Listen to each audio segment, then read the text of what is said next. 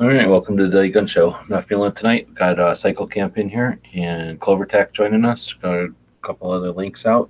Wanted to do the show, but this is one of the problems with doing the show daily is not having a great day. So we can go as long or as short as we want. Today's Tuesday, so we typically talk on Second Amendment issues, but we can talk about whatever you guys want. You guys were both at Tulsa, so if we want to talk about that, I'm going to drink an energy drink here and smoke a cigarette. Awesome. Let's cycle. Talk about some of the stuff. Have you got to shoot any of the stuff that you have picked up yet? Oh God, no! I didn't even get up today till like 3 p.m. So. Oh, you just got in though. You just left out yesterday, didn't you? Yeah, we didn't leave till yesterday. Okay. Well, did you find out anything? Any surprises that you figured out on those guns you bought, good or bad? The only one I actually did any research on was the what the hell was that thing? The grenade guy. The Enfield with the grenade launcher. Uh-huh. And it turned out it was made in Australia. And it actually is a fairly decent example of it's an Enfield SHTLE, which is like an SMLE, in 1919. So it was pretty interesting. I did had a hell of a time putting my P38 back together. I wasn't exactly sure how to get it together again, and there's a little trick to getting the combination of the barrel and the slide put back properly. You have to push it back a little farther than I was pushing it back to allow the locking lug to swing properly. But other than that, I just spent most of my time putting stuff back together and locking it all up in the cabinets and all that stuff. Gotcha. Cool. So no question. Do you have a CNR? Yes. Oh, okay. Okay, I got you. There was some people talking about the ability to purchase and carry stuff across state lines and all of that stuff. And I thought, well, I didn't know or I couldn't remember if you had one or not. And I was like, well, you almost would have had to with the 2 pistols you bought in order to get them back home. 3. Oh, you got 3? Yeah. Which one am I missing? I knew you got the CZ and the Walther. What was the other one that I missed? Belgian High Power. Yeah, the High Power. That's right. I remember. Yeah, now. I picked up the Belgian High Power, and I'll tell you the High Power has wear on the outside. It looks like Holster wear actually. Mm-hmm. But that P38, boy, that thing is beautiful. Very nice looking gun, and so is the CZ52. Both of those guns are just fantastic looking guns. So for the type of FFL that you have, what's the age cutoff for pistols and rifles for yours that qualify? Rifles don't come into it at all, and pistols 50 years. If it's more than 50 years old, it's considered a relic. If it's prior to 1890, it's considered an antique, and you don't need anything at all. Okay, but you said rifles don't come into it at all. So a 1903 Springfield or a 1986 AR from Colt would be the same. Yes, based on your laws of your state. But from a federal point of view, there is no restriction on the sale of rifles out of state. Okay, yeah, I was only referring to federal. Right. Yeah, there's no federal restriction. However, the ATF does remind people that you are required to enforce the state's law for the transfer of firearms. Like, for instance, I believe it's Illinois, only allows you to sell a firearm to someone from an adjoining state. So even if it's a rifle, if they don't live in a state that adjoins the borders of Illinois, then you may not sell them that rifle if you are an FFL. So the thing with Tulsa, you got to remember, is there's no restriction on private sales in Tulsa. Mm-hmm. You know, so even a handgun, if you're selling to someone in the state, there is no restriction on a private sale. There's no NICS check involved. There's no paperwork to be filed. And when you say in the state, you mean from the state, or you just mean physically in the state? I mean, well, it's details matter, and that's why I ask. okay. You have to both be a resident of Oklahoma and in Oklahoma, both parties, in order for there to be no FFL or transfer for a handgun. That's my understanding. That's what it is. They're asking in the chat what a CNR is. So there's different types of FFLs, different types of federal firearms licenses created by the ATF in like 1938. And one of them is for collectors. So if you just wanted to collect firearms, you can get an FFL from the ATF, and they have a book just like every other FFL, and you're able to do transactions with other FFLs basically at a level of a licensed holder, and that's what we're talking about is a CNR. So it's a federal firearms license for collectors, and you can get it in your residence. What is it, $35 for 5 years? It's not difficult to acquire, but you have to be registered with the ATF. It's like 3 years, I think. But now, I think it was a guy out there was asking, I can answer this. What happens if it expires? What changes? You just can't buy that way anymore? Right. Okay.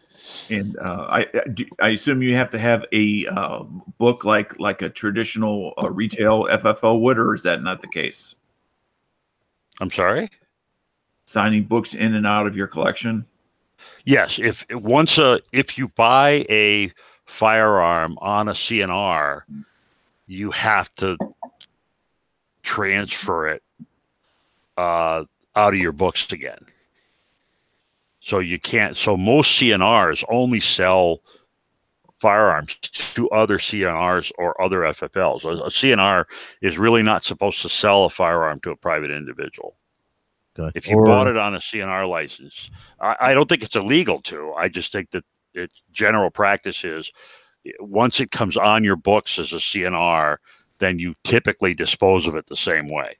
I like I said, I don't believe you have to do it that way, but I believe typically that's what happens. So if it's a trade, same difference. I mean, you have to log it out, log the name. Yes. Right. Yep. And that true. probably happens a lot, I would guess. That's probably kind of the point, I guess, of the CNR is they don't really foresee you selling stuff, but maybe trading stuff back and forth. Yes. I don't know. Just that kind of seems like it coincides with the whole collectible thing. Although, like any collection, I would imagine that sometimes you may sell something to buy something else.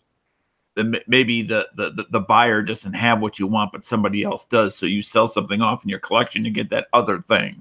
That's true too. Yeah, I guess as long as it's not in their opinion, because apparently it's a gray area, right? So as long as in their opinion, they're not abusing it. Right. In other words. Yeah, because as they state multiple times on your paperwork for your license, an FFL 03 does not make you a dealer. Right. So you cannot act like a dealer acts. Right. When you have an FFL 03. Gotcha. Cool. And the truth of the matter is in states where there is no NICS checks and sales between individuals are done unchecked, as you will. It is really the buyer's responsibility to know what the laws are. Mm-hmm. So I am sure there are tons of people who buy stuff and bring it home and don't realize they're committing a crime. Yeah. Two questions that I've got. Number one, with Oh man, that fell out of my head what I was going to ask. As far as logging stuff in, though, that was my other question, so I'll jump to it. As far as logging stuff in goes, obviously modern firearms you pick up, you don't have to log those, right? You can't buy those as a CNR. Gotcha. So that log or whatever that you have is strictly for the firearms that fall within those date ranges that you purchase or pick up or trade for or get rid of, correct? They're it's even less than that. It's only the firearms that you had to buy as a CNR. Oh, In other words, if someone has an older one, like here in the state, and they want to sell it to me, and I go through the NICS process and all of that, I don't have to log that at all. Oh, okay.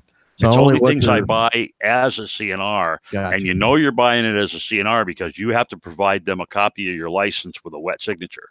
Right. Gotcha. So as an example, when I bought that J.M. Davis gun from Heritage Auction House, they had it listed as no FFL required.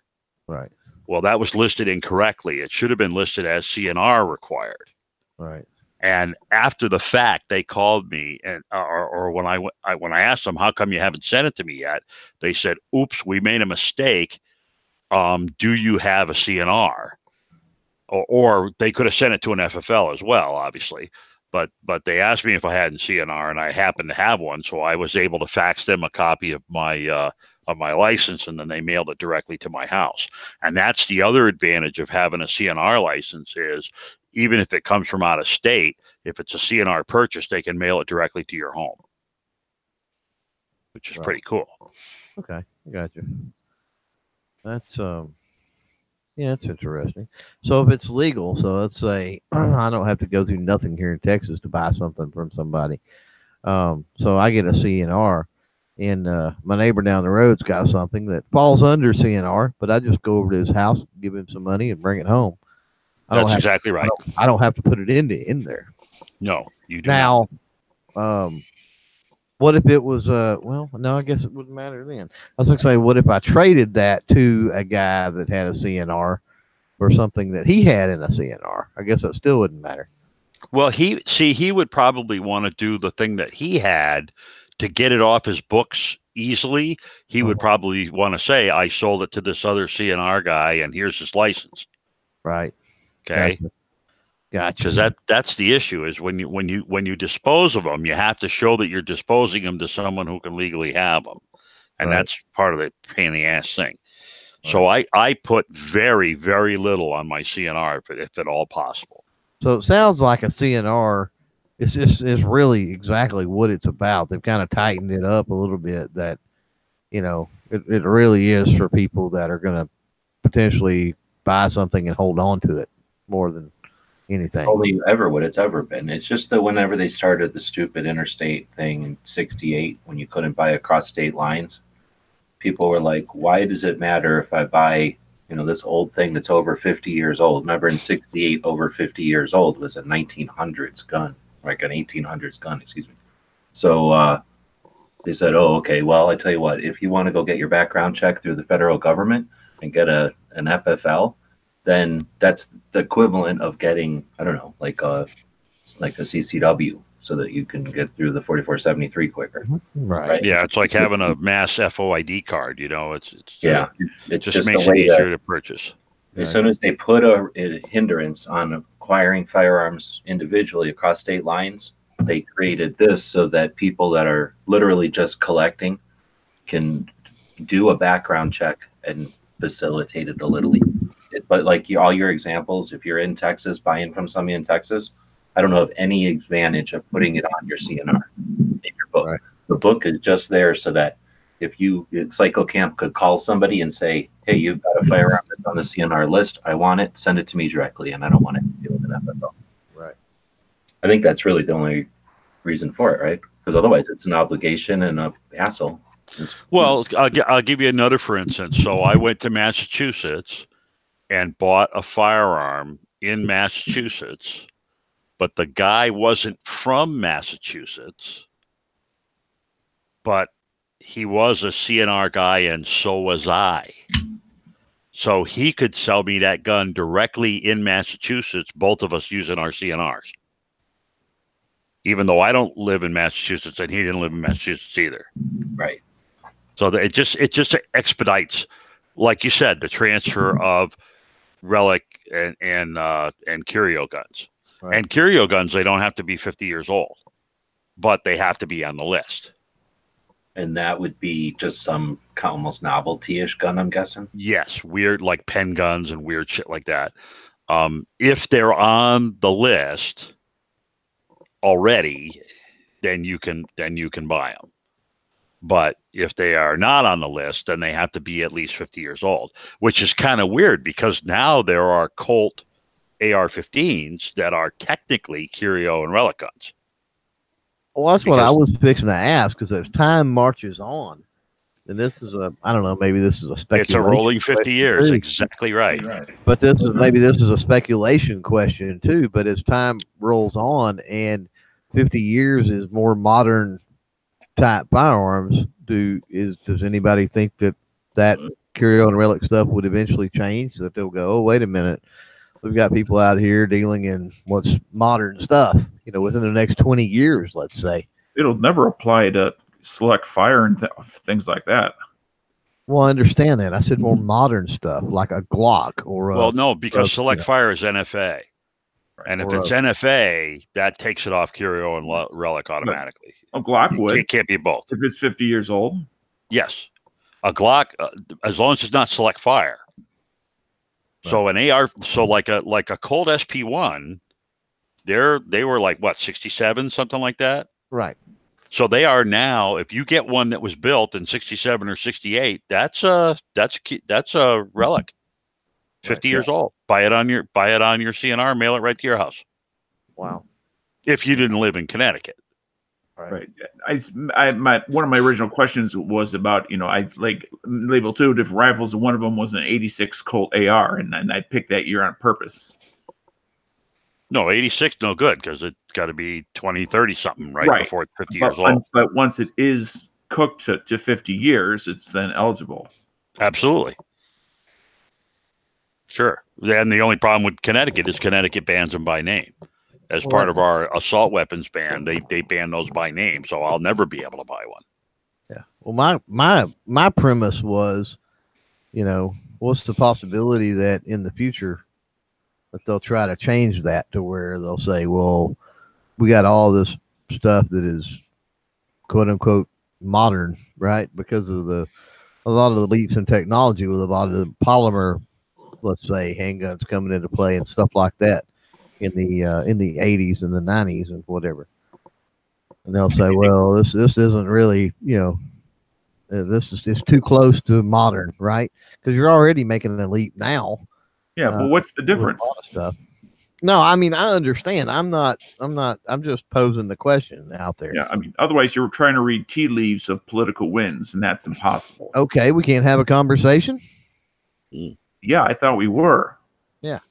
Yeah. Well, what's the difference between a striker fire Glock and a 1903 Colt pocket? Well, I know the difference, and you know the difference, but a lot of times people that want to change regulations and laws and other things don't is the issue. Right. And they see Cycle Camp go to, somebody sees Cycle Camp go to Wanamaker and bring home a Colt AR, assuming that he could. Let's say he's moved at that point. And then they go, well, wait a minute, he's just able to go buy as many of those as he wants with no, background checks or no nothing, and just walk in and walk out, even though that technically that CNR is a background check.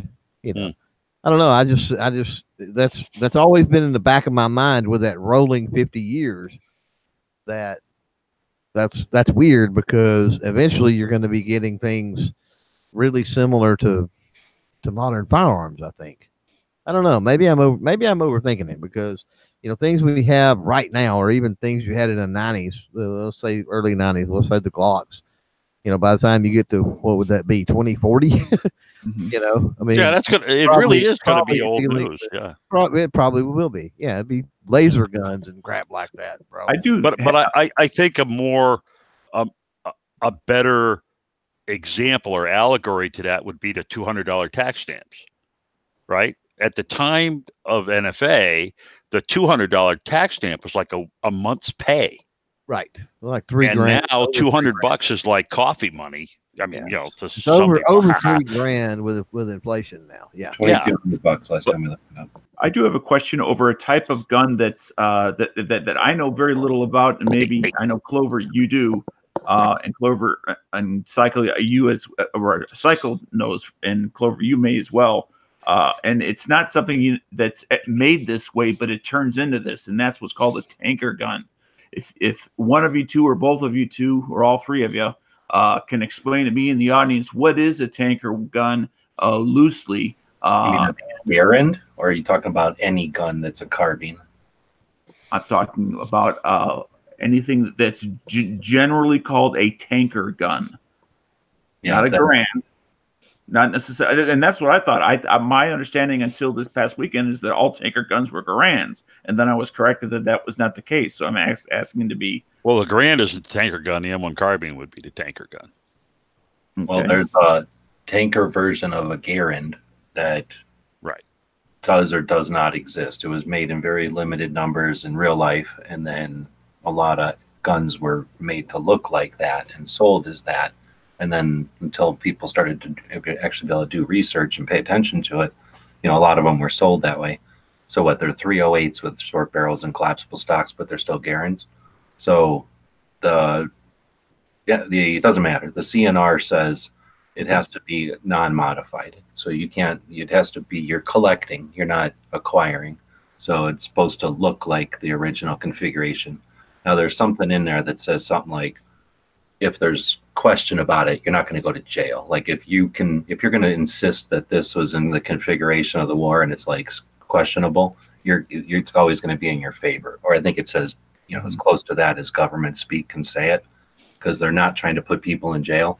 But you're also not supposed to be buying like a 1903 that's been converted into like a nice hunting rifle, because that's not a CNR anymore. Right. I can't remember the brand, Cycle Camp. You might, because I know I asked you directly, but you don't necessarily remember what I asked you. But there was a non-Garand tanker gun, and I don't know if it was you or somebody else that was purchased this past weekend. That comes from a big misunderstanding. That is not a tanker gun. 2 years ago, oh God, who the hell was it? One of the other gentlemen bought a firearm that had wire wrapping on it. Right. And when I asked what the wrapping was all about, he said, this is a tanker gun. Well, that is not the case. That is not what that wrapping is for. That's actually one of the things I found out during my research this weekend on the one that I bought this year. So that Enfield SMLE 3 asterisk that I bought is wrapped in wire, and that wire wrapping is because it was used as a grenade launcher. Grenader, yeah. It's a grenadier's gun, not a tanker's gun. Tanker's guns are typically carbine length or shorter, because they didn't have a lot of room to move around in there. And they didn't have, they usually were in pistol calibers, because people in tanks were not expected to be shooting large distances without using the armament of their actual tanks. So a tanker's gun might also be used by like a back line guy. Somebody behind the lines, like drivers, truck drivers and shit like that. But it turns out that wire wrapping, because when they fire grenades with those things, the recoil is so vicious, it actually will crack the stock or cause the action to try to separate from the stock. So they reinforce them with the wire to keep them together. And mine actually has there's actually an extra bolt that they put through the stock to try to hold the stock together. And mine actually has that bolt. So these Grenadier guns, was there no valve to adjust the gas?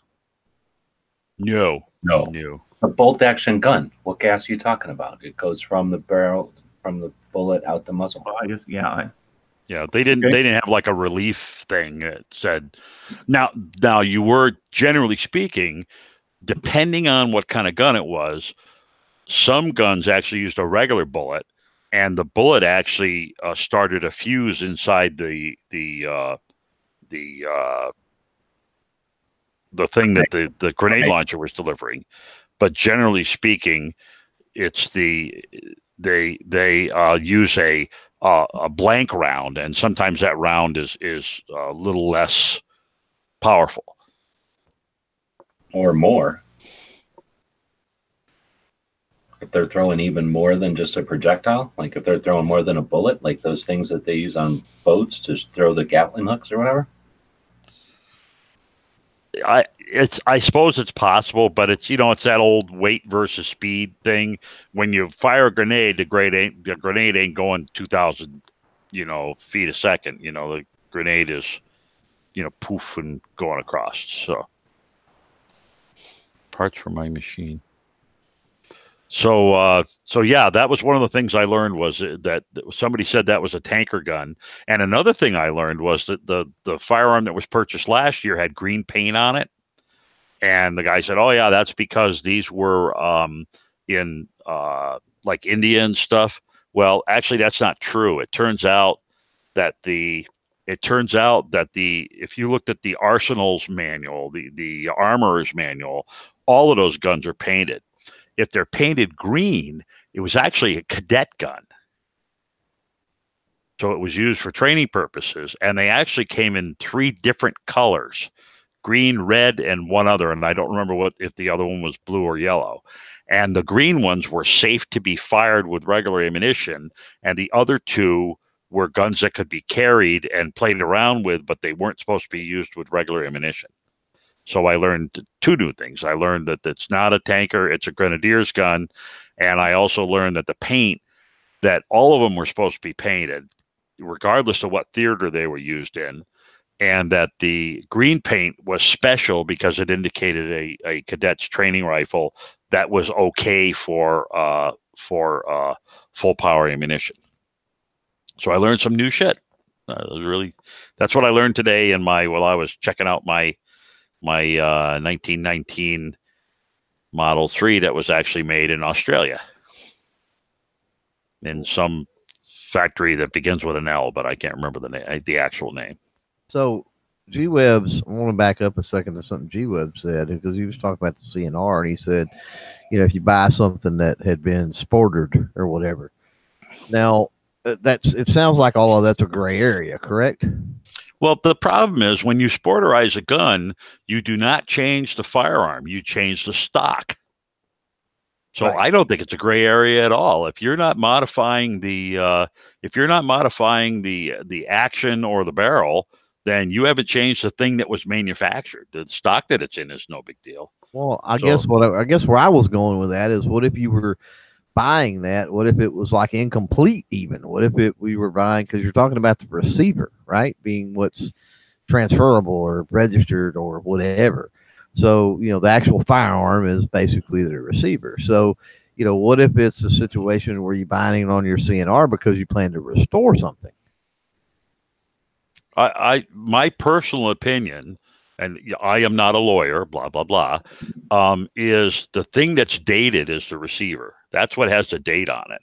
And so if you buy a rebarreled, say you have an old gun from the early 1900s, and it was rebarreled in, well, I guess it wouldn't have been rebarreled like modern times, but let's say you had a gun from 1910 and it was re-arsenaled and rebarreled in 1940. Well, what's the date of the gun? Is it 1910 or 1940? Well, it's 1910 because the receiver is the gun and the receiver is 1910. That's when that receiver was manufactured. Got to remember, the legal definition of a firearm is the receiver with the serial number for that stuff. So I would say you wouldn't have any trouble at all with stuff like that. And if a person, like my jungle gun that somebody sportsterized, I don't care if they sportsterized it in 1980. The fact is that gun was made in 1920 something, and that's the age of that gun. Well, and I'm not aware of them ever going after anybody, except for maybe somebody who is trying to run a business or something like that. But like if somebody buys a gun that's to some level sporterized, I've never heard of the ATF being like, oh no, that was 62% sporterized and you can only have it at 58%. Well, Yeah, and I mean, yeah. you're able to buy non-military stuff, right? Sure. Yeah. So It says all so target, what doesn't say difference? So sporterized. what difference would it make?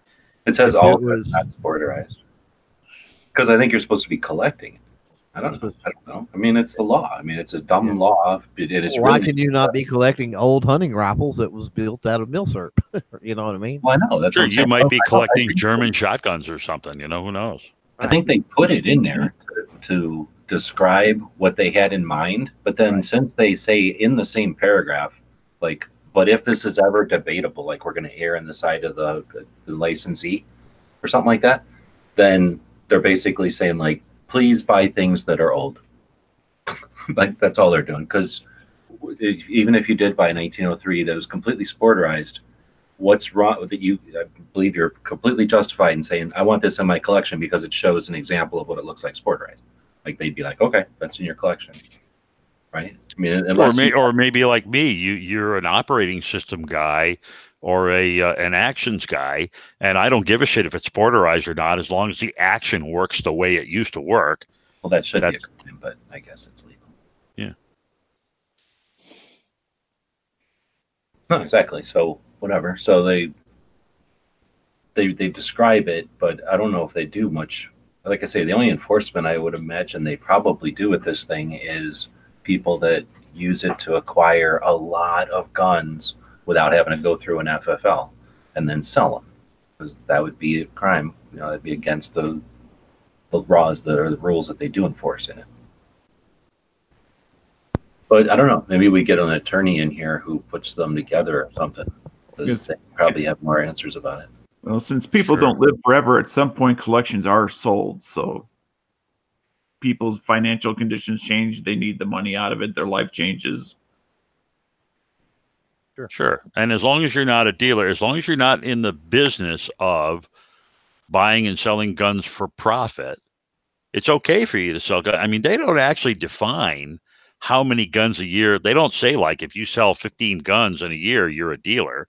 They say if you do it as a business for profit, then you're a dealer. So it's really kind of loosely defined when you get right down to it.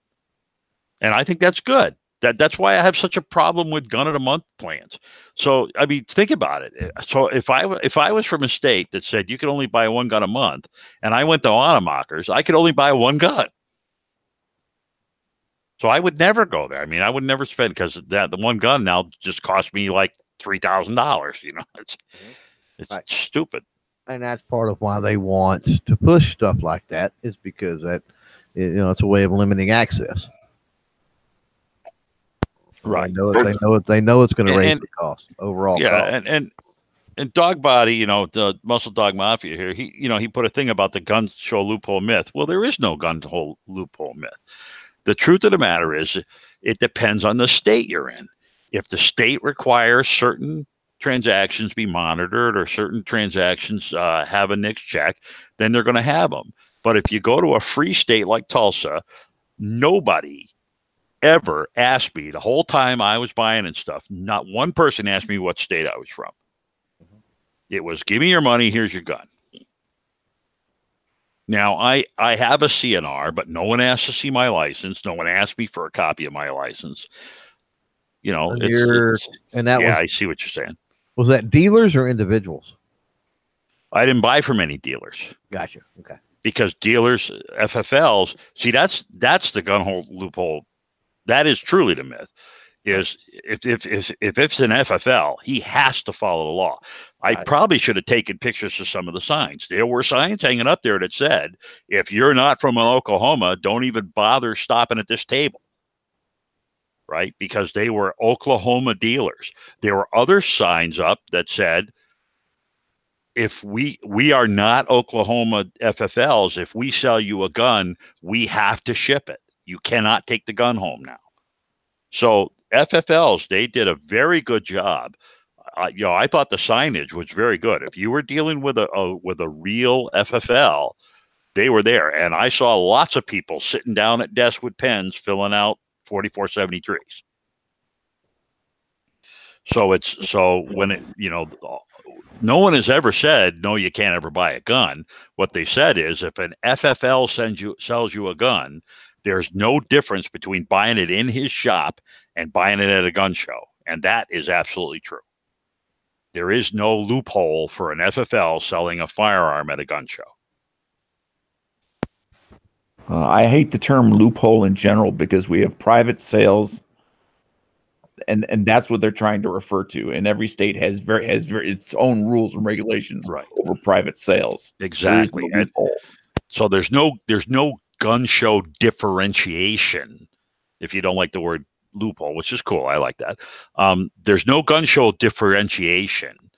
Well, it implies private sale or immoral or illegal is being done by saying it that way.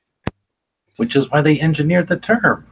They did it to push buttons and to create animosity and tension and to play on ignorance, and they exploit every aspect of that. People go to school to learn psychology, and then they pay people like that to come up with these words. It is kind of funny though, because like in Connecticut, you cannot buy or sell a firearm without going through a NICS check. But there isn't anything in the law that says I can't go to a free state and buy a firearm and bring it home. As long as the gun is not banned in Connecticut, I am not breaking any laws by going to another state, buying a firearm and bringing it back to Connecticut. I'm not any state laws anyway. Do you have registration? No, not technically. Gotcha. Because that's usually. But since you have to register, since you have to call the state for a check on every sale now or every transfer, obviously, if enough guns change hands, it's de facto registration.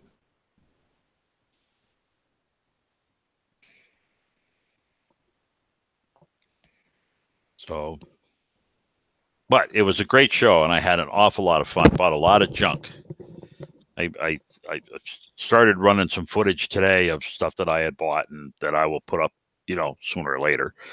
But it was a really good show. Got a lot of good stuff for the collection. And I bought a lot of other junk too. I bought 3 pieces of glass and 2 red dots and a partridge in a pear tree and all kind of other stuff. That brings up another topic of something that I noticed, and since you said you bought some glass and a red dot, and it brings up the 2 categories that I noticed something before anybody said anything, and that's what I saw a lot of was not what I'm going to call your normal low-end Chinese brands like NC Star and others like that, but low-end Chinese brands I had never heard of. And many of them, sure, and almost no mid-range stuff, and certainly no high-end stuff. I should say you didn't look hard enough. I found no glass, like Leupold, nothing German, nothing high-end like that at all. So when you said that, I was doing the upstairs, and I saw Siemens, I saw Swarovski, I saw Leupold. I saw tons of good glass, and we're talking scopes that were going for $1,800 to $2,200, which I consider a high-end, mid-priced, high, middle, low, high-end thing. I think you just didn't look hard enough because I found all kinds of that stuff, and I got the pictures to prove it. I must have missed that one because, I said, they were all over the place, upstairs and downstairs. I didn't start looking until you mentioned that you hadn't found any, and by that time I was running the upstairs. So, like I said, Leupold, Simmons, Swarovski, Vortec, I found all that stuff upstairs. Okay. So I was surprised. I will admit though, it is kind of like it's like the lights. You're used to like EOTech and you're used to certain lights, and there are a ton of off brands. I mean, there are just a buttload of off brands. So they certainly dwarf them. You certainly saw, you know, for every decent piece of glass I saw, I probably saw 50 pieces of no name glass. So from that point of view, I'll give it to you that they were the cheap stuff was really prevalent. The other category was whether it be a handheld light or a weapons light. I didn't see any either mid-range or nicer light like Surefire. I didn't see. Now it doesn't mean that it wasn't there. It's just I didn't find it. Yeah, I can't. You know, I would just look right over stuff like that. You know me, I've got my list, and I'm walking through the tables. I'm looking for specific stuff, and it's just like knives. You know, because knives scare me. Knives are creepy, and they should all be banned because they scare me.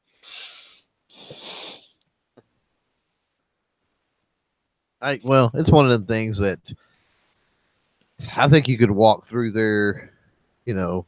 I mean, here's the thing. I mean, we all know the thing. If you walk through there, spent both days walking through, and I forgot how many seconds you had at each table or whatever.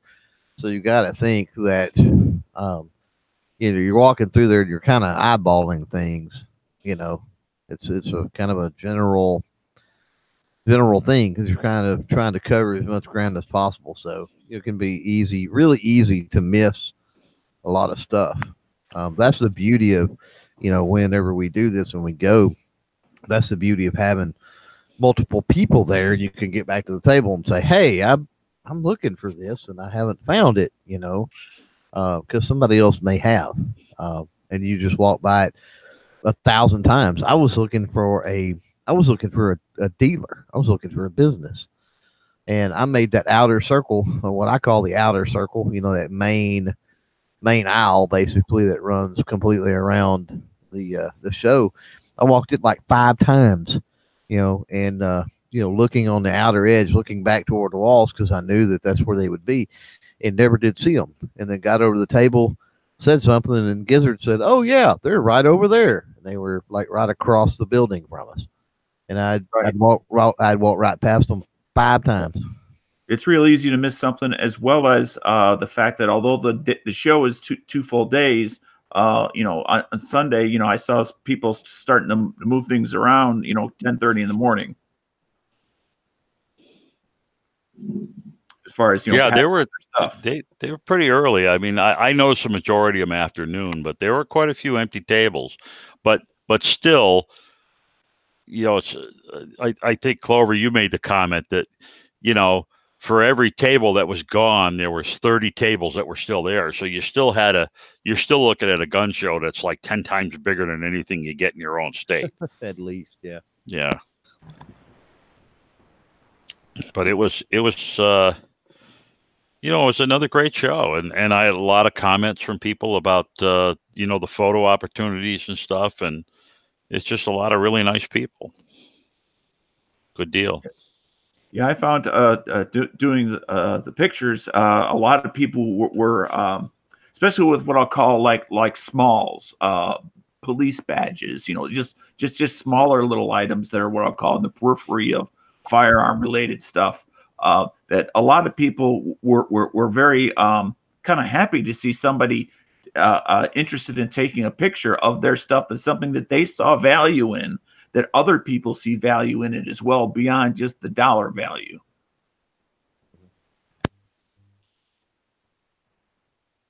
Yeah, there's a lot of military collectible stuff, you know, with the helmets and the patches and all of that that's there. That's really interesting to look at. I mean, and there were NFA items being offered for sale as well, so that was pretty slick. Oh yeah, there was a table downstairs that I think that's all that guy had.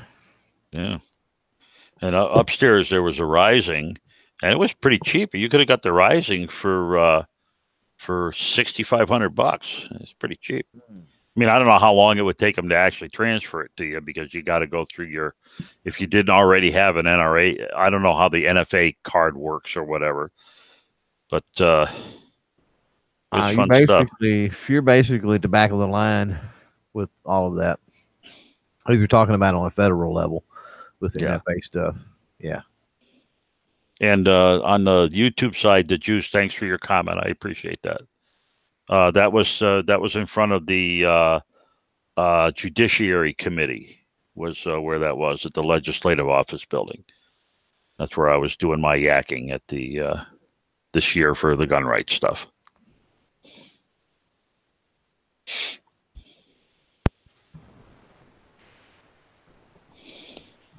My yearly flogging, where I let them beat me up for.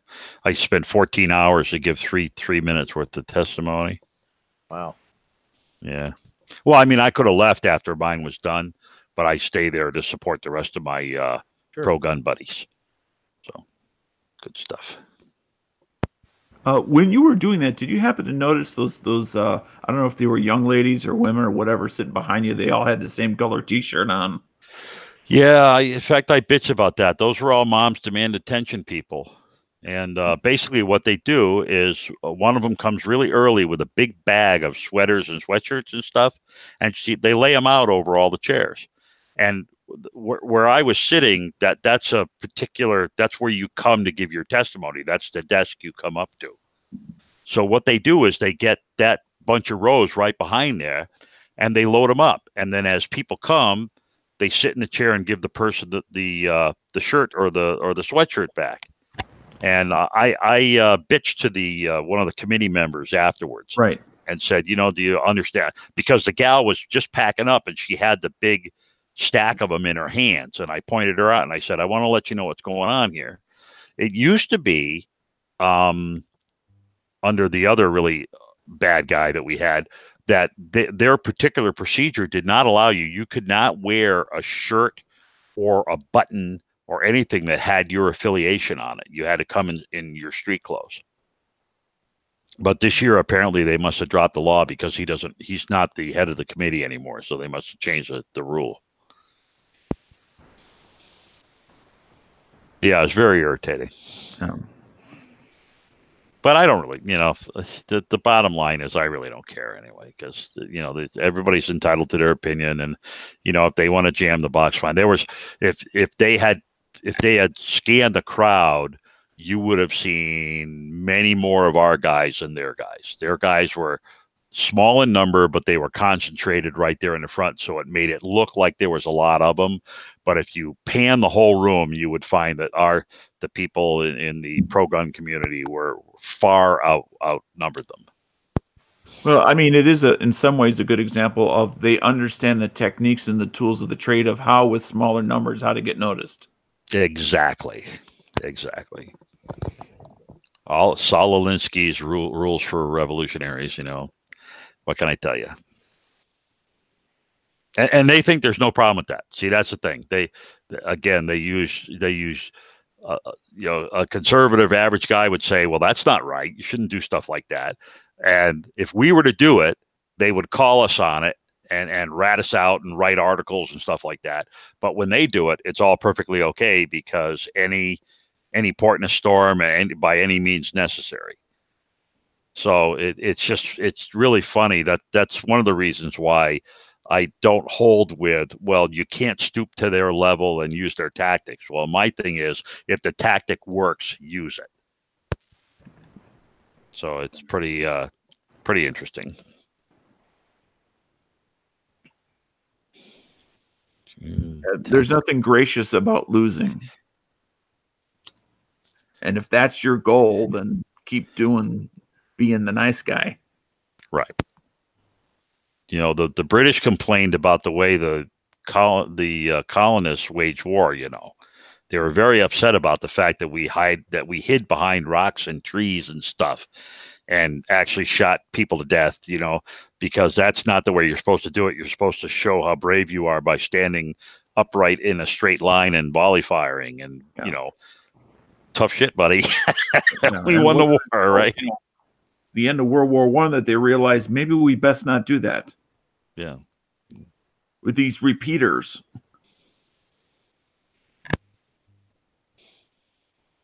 Well, and then if you go back to stuff like that, what's interesting is talk about firearms innovation, and some of the history and some of the things that I find interesting is, the firearms that they used were designed for that kind of thing. They were designed for battlefield volley fire. And then we had a lot of firearms that were used on our side of the Revolutionary War that were legit hunting rifles. They were meant to one shot, one kill on a squirrel to put food on the table. You know what I mean? So, I mean, Exactly. we had some superior weaponry as well working for us. Right, but the stuff that the British troops were outfitted with, like you said, were built for modern warfare with the special rules of engagement. So that was pretty slick. Well, but with ancient techniques, and that standing up in front of your enemy it goes back hundreds, if not thousands. Of years. That goes back to the Greek phalanx. Yeah. Yeah, exactly. Yeah. So it was, and the same thing. We had weapons that were, shoot at 300 yards, 300 meters, I guess, 500 meters or whatever, and fairly accurate, for trench warfare. And of course, we had the shotguns and stuff. But then the tank got invented. And then the next thing it was like, holy shit, how are we going to defend against these things? And the tank is what ended up what ended trench warfare for all practice. The tanks and mustard gas pretty much ended standard trench warfare. And now it's more skirmish like fighting, because you don't want to get pinned down by a tank or pinned down by a pillbox, that kind of thing. Yeah. I do find it ironic that timing wise, you had the tanks coming about in World War I, and at the same time airplanes, and look in today's world, anything that's not armored up and anything that flies is extremely dangerous.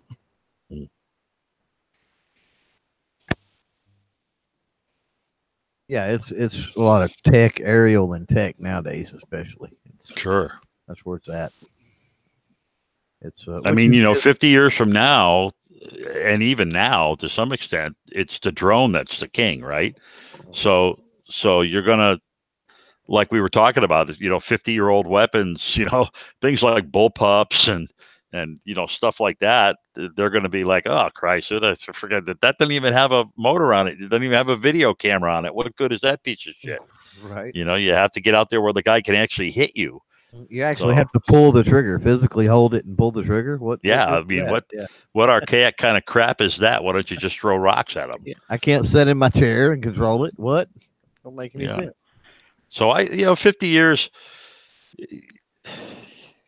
firearms tech. When they come out with the new revolution in firearms technology, because I don't actually think there has been a revolution in firearms technology for quite a long time. And I think the last big revolution in firearms technology was smokeless powder. So when they get the next big thing in firearm technology, which is either like some kind of a liquid propellant oxidizer, or maybe the plasma rifles everybody talks about, or the magnetic, a magnetic containment bottle and that kind of thing, then our stuff is all going to look like, what crap is that, And it won't be long after that either. When they get it right and they get it out there, 10 years later, all this other shit's going to be obsolete.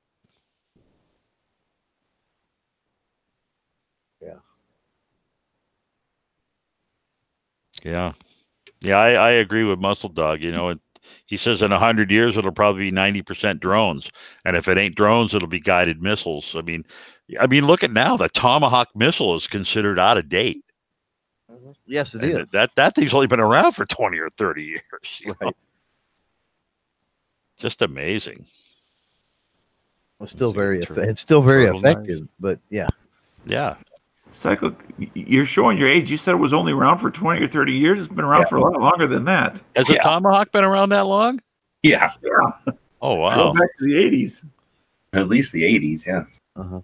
Well, what's that? That's 40 years. I mean, it's not that big a deal. 30 years. 8, 9, 10, 11, 30 years.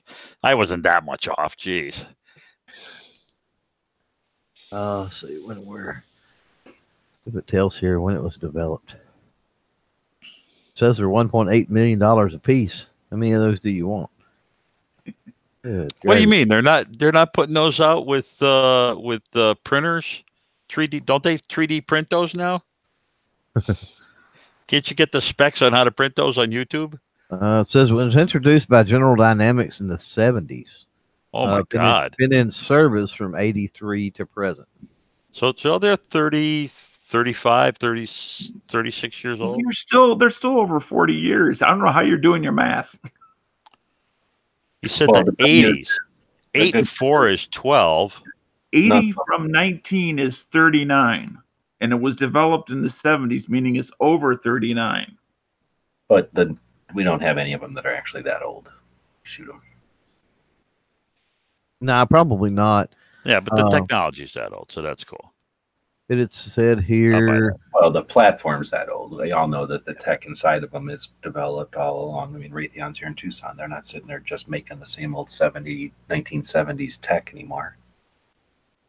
The chassis and the the platform that they shoot it off of, the aerial platform has been consistent, but that's probably it. Yeah, I see 7 different variants over the years. Wow. So, and the last variant was 1999. 1999 is what I'm looking at here. Says was the last variant. But the very first variant, according to this, they didn't even retire the first variant from use until 2013. I can't remember if it's a variant or a spinoff, and that's the Tomahawk, just because it launches from sea and under the water. Well, Midnight Range makes a good point. Pretty soon they're going to be 50 years old. Now I'm going to be able to buy them. Right. I have one set up next to my ham radio antenna. So that'll be good. You better. They're like, what, 18 foot long Yeah. or something? And I don't agree with everybody that talks about mech suits and robot dogs and stuff. I could see a drone that was a remotely operated robot. That I could see, but not a mech suit. I think you're moving. We've always moved further and further away from being up close and personal. So I could see if they had a way of putting a guy in a suit and having the suit be semi-autonomous, where the guy decides what the suit ought to do and then the suit does it. Because with get away from the leg. with VR, you don't have to have a guy in a suit. Right, but you've Right. got the delay, the operating delay of how far away he is from you. You've got that is just a matter of a leap in technology, a small leap in technology. Well, no, Be because near the instantaneous. speed of an electronic wave is still the speed of light. So, Yeah, but at some point, fast is fast enough. Fast, so at some point it's instantaneous. yeah. If he's only 5 miles ahead of you, if you're 5 miles behind the front line, yeah, that's only a few milliseconds delay. That's not bad. Right. I see what you're saying. Yeah.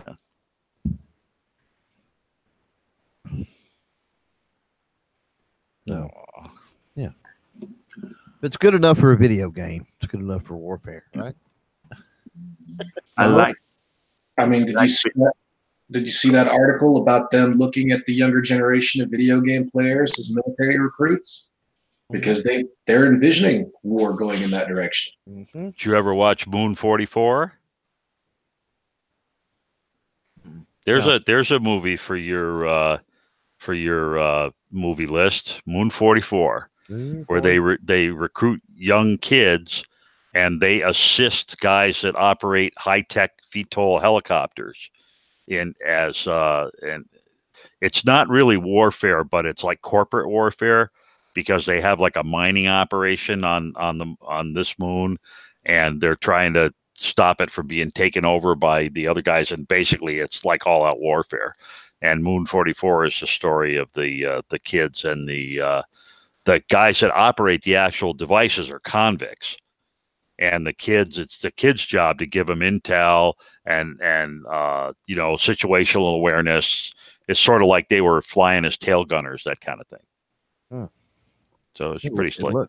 It looks interesting. I may have to go. 1990. Yeah. Yeah, that's an old movie. That's been around a while. And of course, Ender's Game is all based on using kids for war, right? So Ender's Game, the book, is good. Ender's Game, the movie, Not so much. crams it up. It's like it wads it up, and I would recommend the book over the movie. Absolutely, I totally agree with you. That's the second movie that they've made that really screwed me up. The other one was Starship Troopers. If you read the book, the movie doesn't have anything to do with the book, other than the guns.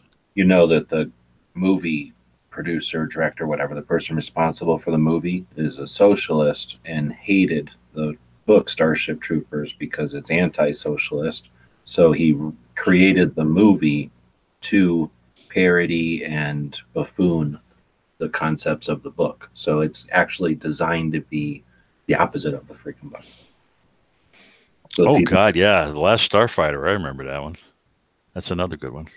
All right. So left to right, are we going to, which will come first? Drone battles or leaving the planet? Dog Body. Drone battles, because we're almost there. Dana. Does leaving the planet mean like further out than the space station? At least to where we have our battles. I should say drone battles on the planet, or terrestrial drone battles, or drone battles up in space. Drone battles in space, I think. Cycle camp. No, it'll be here on the planet. We're close enough for that to happen right now. Clover. Yeah, it'll be terrestrial. It'll be here. All right. We guess We already have anti-satellite satellites out there. If that's not a drone, I don't know what is. Well, but we've got drones already that are doing stuff. All it'll take is somebody with what, $15 to do something that goes against it. That's a robot, and then we have drone battles. What about how far off do you think the little dogs or whatever, those robot things that are creepy that jump around and jump up and down stairs on the videos all the time? They open doors now. How long before those are? Well, okay, let me ask you this. How long do you think it took for drones to be commonplace, the little drones that we have today? From the public perspective, we first got our first taste of drones in the early 2000s. They became mainstream by 2010. So 10 years. Yep. I'd say that was pretty good set of numbers. So then how long do you think it'll take before the walking around drones exist that are being creepy and opening doors? Less than a decade. So in 20 years? 2030. But just for a historical perspective, that's more than a decade. So go ahead, Dan. Well, still pretty close to a decade. But yeah. I was just going to say the U.S. Army has been working on independent stuff like that since the 70s, and they have this thing. I think it's called the Mule, and it's never been about. What? That's what I'm talking about. That creepy dog thing that looks like two people. Right. Well, it used to be the size of an actual mule, which is why it was called a mule, because of the tech at the time. But yeah, and it's taken literally 50 years to get to where we are now. So the question is, how many more? And it usually speeds up towards the end, of course. Yeah, it's cumulative. Tech is cumulative. Once you get so much tech, it's easier to make better tech. Yeah, the last 5 years will go a lot faster than the previous 45. Yeah, I think we're only 15 or 20 years away from that. If that, science fiction guys try to predict this shit all the time, and they're usually horribly wrong. Right. It's difficult in both directions. It's difficult to, what's the word, predict an exponential, right? Yes. So I was watching the show that I talked about yesterday, Connections. I found it on archive.org. So there's 10 episodes. I've been watching them all day.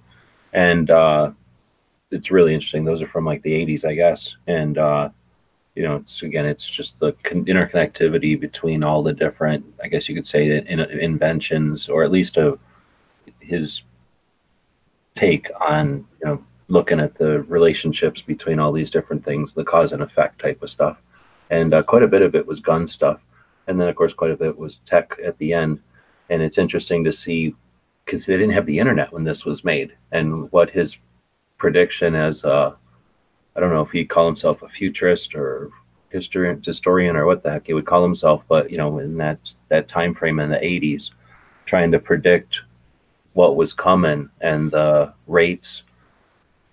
Am I explaining that right? Like if you can try to do it, take yourself back to the 80s and then predicting what Y2K would be like. Would we have like thinking about what we would be like in 2019 back in the 80s, right? We had the internet happen. We had personal computers happen. We had smartphones happen. I don't know. Are we missing something else there? I mean, there must be airplanes or something else in the meantime. Other things that changed. I guess we're just talking about communication here now. So, from whatever we would have come up with in the 80s, it would have been completely based on completely unawareness of the internet, computers, cell phones, smartphones, right? So how can we predict what the future is going to be like if something like drastic changes like that? Do you think something drastic like that can still change?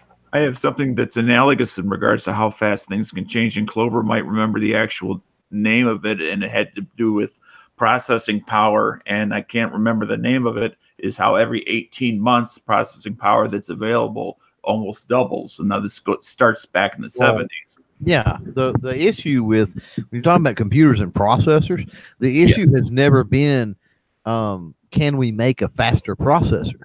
The issue has always been, when we make faster processor, how do we get coolant? That's been the issue. Well, getting the circuits closer together without jumping. No, hold on. Moore's law is what you're talking about. It started in the 70s, but what we're at a point now where we have it to where electrons and copper are our issue. Unless I'm incorrect, we've already got it to where we're making these things on such a level where we have no wasted copper, no wasted real estate. And that's why we're up to multiple processors, right? Right. The physical size of a mask that we can deal with is what, on an integrated circuit, is what's restricting us. And that's why we're turning toward quantum computing, and try to use a different, and that's the kind of a technological innovation. Smokeless powder was it for guns. I mean, you couldn't really build a good auto-loading repeater until you had smokeless powder. You just had to have it. Right. And once it happened, the world just became wide open, and you had all this other stuff. And until we get another technological achievement like that, just a radical, didn't even think of that, like the transistor. We had tubes for so long, and the ENIAC or whatever it was the size of a small frickin' building. And then we got transistors, and that was the great thing. And then we got integrated circuits, and that was the great thing. And what's the problem with prediction in the future is you don't know which radical technology is going to just totally tip your boat over. Right.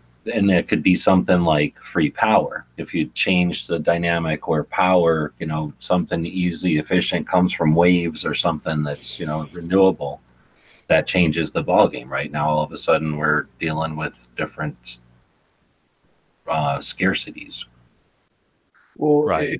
If you look at us from a technology standpoint right now, the next big development in processors is already underway, and that's the concept of graphene, because they are able to build on a micro level using graphene.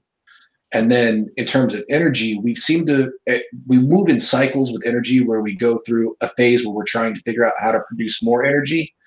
And then we go into phases where we try to figure out how to make existing tech better so it runs more efficiently on energy. And it seems like we've reached a energy making top, and now we're entering a energy efficiency period, because that's where you're at with like battery tech and stuff. Battery and tech is now starting to evolve, so that way our cell phones that used to have a 5-hour charge now have 30-hour charges. And then once we get to kind of a peak that we can reach of that, we'll go back into an energy growth phase again.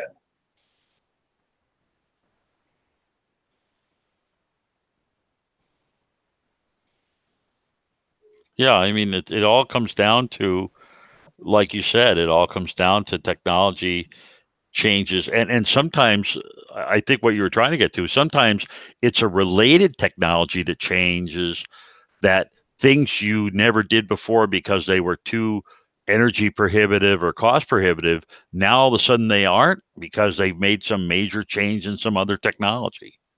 Right. Like I said, I just got done watching hours worth of this whole, like, development of everything.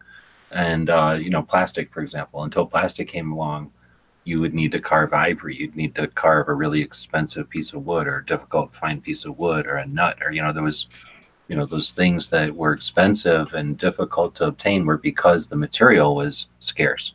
Once you create a material that's plentiful, changes the ballgame. So, there's always going to be people, I think Noah said, technology has outpaced the evolution, the human race or the human animal is doomed. But wouldn't people have said that with World War I and all the horrible stuff, TNT, machine guns out of nowhere, the gases and horrible crap that we were doing with airplanes and the nuclear stuff. So with World War I would have thought people would have been saying the same thing with validity, right? People would have said, you're right, we are probably going to die. Look at the worst people in the world, have some of the worst things ever, and there's nothing stopping them. They have all the resources and ambition, and people are helping them to get even worse stuff. And then you think, okay, we've just dodged a bullet right there. And then World War II happens, and you get even worse heinous sons of bitches and making even crazier stuff. And the quote unquote good people are making even worse stuff to try to deal with the bad people. So we, as humans, got through all that, and we've adapted and overcame. I mean, we've adapted from other things. Why wouldn't we adapt to this? And I don't know. I just don't see that we're doomed. I think we could have been doomed many, many times. I don't see why we are this time. Right. Well, I mean, as humans, we're the cockroaches of the mammal species. Our numbers might get diminished at one point, but we're not doomed as a species. There will always be a pocket of survivors that will advance. Yeah. But back to the technology thing. I mean, why don't we have laser weapons? Why don't we have plasma weapons? Power. Energy storage. So if somebody like this, I mean, look at this new lithium iron phosphate battery. I mean, it weighs like half of what a regular battery weighs and stores 4 times more power.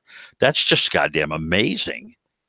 Well, did you see the article about the laser rifle in China?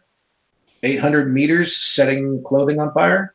Wow. Yeah, that was on the main page of Gun Channels today. Yeah, I mean, so laser rifles, yeah, we are technologically. You're talking about graphene. I haven't heard about graphene, but I can assume, they're trying to either replace copper, enhance copper with graphene, which is carbon, right? So cheaper, smaller molecule or something, more plentiful. Yes. To work with or something, lighter probably. So Cycle's been around computers forever. Clover's been around computers for a while. Dano, at least, has been around computers. At least, had the opportunity to be around computers as much as all the rest of us here. I don't know how old Dogbody is, but you all ever heard of optical computing, where instead of using copper-based system, you use, fiber optic and light and holograms to store? Ever heard of any of that tech? Yep. That's a photonic computer too. Photonic, exactly. So I know that was potentially a thing, and you don't hear about it, but now those 3 examples. We got copper. I mean, I'm just watching this show. Computers come from just old-fashioned wood and metal, mechanical apparatuses and stuff. Before like Cycle said, the transistor and the chips and everything. So we're all talking about power consumption and abilities based on copper moving electrons. Next level, the thing that we don't see around the corner, I don't even need to drop out right when it starts getting good. What if it's like ice tech or like liquid tech or like Superman or something where it's crystals, something that can store maybe, like you're saying, tenfold or an exponential amount more data, like when, we're not basing everything off of what they came up with, in the 40s. Well, that's a good example with the whole crystal thing with the Krypton and using the data crystals. That's photonic computing basically. So yeah. I mean, from what I understood, it was just a bunch of fiber optic type of stuff, and then using sort of a Well, you think if you hold data in like 3 dimensions, basically. yeah, if you go back and you look at those crystals, they've all got weird edges and cuts, right? So depending on where the light hits that at whichever point, it gets a whole different set of data off of it. So yeah. And that takes care of the heat issue. Yep. Yeah, and I mean, think about it, with technology and able to produce such crystals with micro cuts in them, right? It'd be micro cut in such a way that you could have, I mean, think of the surface area more or less on there, and the different combinations you could have. I mean, it's that's what they were talking about in the thing I was reading about the graphene. Is you can build on a microscopic level those types of structures. Mm-hmm. It's just a matter of being able to reproduce and produce it by quantity that they have gotten locked in. Right, mass production. Yeah. Right, but when you can build small, that means you can build smaller machines to build smaller, right? Like if your tweezers are only this big, you build tiny tweezers, and then those tweezers to build tinier tweezers, right? Exactly. Yep. But again, I think we're all still dealing with binary. That's the main root of all this. Is it all came from pegs and holes, right? And that was binary, and then you get computers, which are just, on-off switches, and then you get to the internet, which I don't know, maybe in the long term, Star Trek days, they're going to look at the internet as a hindrance, right? As a collar that held us back. Because at some point, TCP/IP, which is so awesome, allows everybody to communicate. All those little networks that started to develop could now interact, and we've been going. Now, again, you guys have been around longer. Am I crazy? But is there a possibility that because we're dealing with stuff that was established on the fly, with only the amount of insight that they had at the time, not knowing where computers could go, that we set ourselves up in a limited thing with copper, for example, because we're doing binary? Like if we did, like you were saying, what was the other one? Dang it, what's it called when you move from binary to the next one up? Am I on mute? Am I here by myself? No, you're not on mute, but I can't answer the question. Michael said it earlier. Quantum. Quantum computing, yeah. 8 bits instead of 2, I guess is what I'm getting at. Then quantum works at a different level in copper, or does quantum require something faster than copper? That would be like graphene or something, or hybrid or something. I don't know. I was just asking, I guess. Yeah. Is the next level quantum is basically going from on-off to 8 levels of on-off, like a dimmer switch. So imagine if, everything we're doing now is just on-off switches, except a bunch of them, a whole lot of them, and a little old lady that really hauls ass flipping them on and off. Now we're going to have dimmer switches. So we can go from 8 levels or something. At least that's the way I've been explaining. Well, from my understanding, from the limited that I've read about and watched about quantum computing, the biggest obstacle that they always talk about is exactly what CloverTac brought up earlier. It's that the computers cook themselves. So it's getting that tech that can handle the processing heat. Right. And quantum computing isn't really multiple levels. It's the way that the storage is encoded. It's at the quantum state rather than at the higher meta level of data, because like what you're talking about, we had analog computers before you had digital computers. That's true. So, but the problem was with analog computers is they were incredibly fast, but they were not a high level of precision. What do you mean analog versus digital? I guess I don't understand what we're talking about there. Well, so a digital state is binary 1-0, right? Analog state is continuous, 0 to 255, any one of a number of states. Oh, I didn't know you had something like that. I thought we've all. Oh yeah, analog computers were all the rage for quite a while. But the problem is, you could only, when it came time to get the output on one of them, you'd have to read it like on a meter instead of as a value, as a fixed value. And the difficulty with that became that you could not extend the level of precision of an analog computer very easily. You know, if you had a analog computer that was good to 4 significant digits, trying to get it to go to 5 significant digits was almost impossible. It was very difficult to do. Whereas with a digital computer, you can go to as deep a level of precision as you want, but it takes a little longer, you know, process wise. What time frame are you talking about? Era, like years? Analog computers? Shit, they were around right at with transistors. I mean, sorry, with tubes, even tube based. Okay, so back in the original, trying to develop, so digital. Exactly. Yeah. Okay. Yeah. Actually, the whole bit of going digital was actually a result of the issues they were having with the limitations of analog computers. Now, is any of that tech? Like, is it possible that they're going to pull that back out, dust it off, because we have tech that can handle it now? Yeah, I think that's possible. I think that again, you know, because of the changes in materials that we use and how we encode and encrypt stuff, you know, I think that's possible that someone could take. I mean, there really is nothing new under the sun. I mean, you just find a different way to package it and make it work. That's literally what every episode of that thing is, just of this show, and this whole thing is like, that's literally what it is. Like, you know, something will be invented and somebody will go, oh, that's interesting, and not understand what it's for. Maybe he'll mention it to somebody and then 3 people know about it, and 17 years later somebody's doing something and they go, oh, I know it would work for this, and they bring it along, and then, oh yeah, and then so and so spark generator, and then boom, you got an internal combustion engine. Yeah.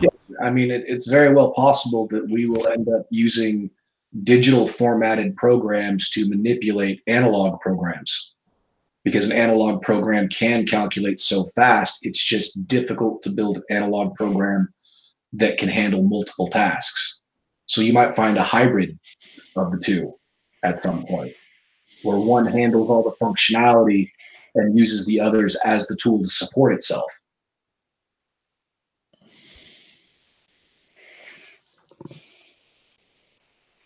To go back to G-Web's tweezer analogy, big tweezers to make smaller tweezers to manipulate smaller tweezers. I mean, we use computers to design computers today. So, right. Because it's not that people can't do it. It's just that there's so many operations it takes to design the mask for a computer system that it's just easier to program a computer with the rules on how to do it and let the computer do it. Yep. There's just so much out there, you know, so much that's unknown and that's yet to be found. You know, one of the things that's I don't know, for quite a few years that I've thought about and always tried to put it into the mix is when you're talking about stuff, when you look into dark matter and dark energy, for example, you know, that's like the vast majority of the universe. We don't have any clue really what it's made up of, you know. And, you know, what if we unlock just one tiny little portion of that could completely change the game. I mean, we could make such a technological leap, or in energy or in computers or in anything really, by unlocking just a very, very small portion of that. Yeah, I mean, you're right. That's just it. We have so many unknown factors, and every time we unlock one of those unknowns, a whole new world of evolution opens up to us. Mm-hmm. Right. And you never know. Sometimes that falls to Earth in the form of a meteorite, or, you know, and it's like, oh, we didn't know this existed, and now we know what it did exist and what it does, and, you know, how do we get more of it? Oh, crap, there's tons of it already here on Earth, and we're throwing it away, or we're, you know, well, I had no clue. If we were just able to unlock something that is, hypothetically speaking, super readily available, like if we unlocked the mystery of what is gravity, that would change travel and energy and that would just change so much. Yeah. Oh God, yeah. Yeah.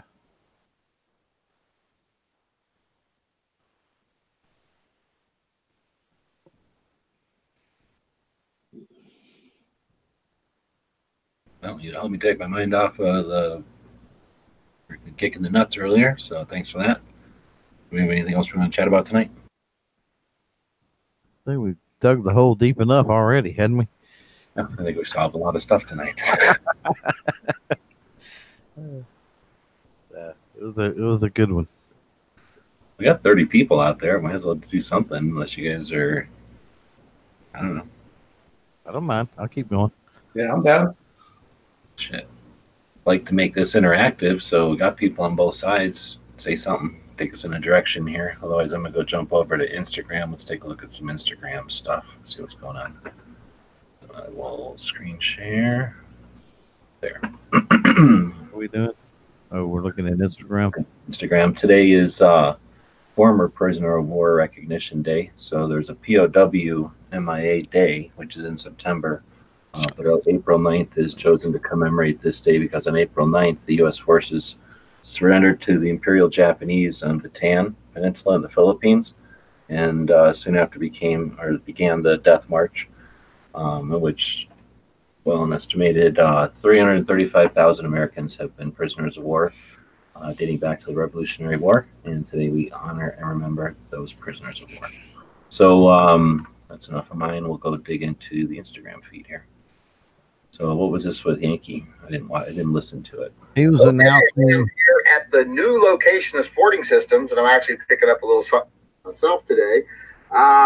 Something I'm actually very excited about. It's very different than anything I've ever owned. That's why I'm very excited. It's always nice when you, after being bored for a while with all the new guns that are coming out, because they're very seldomly any different from the other guns that are already out.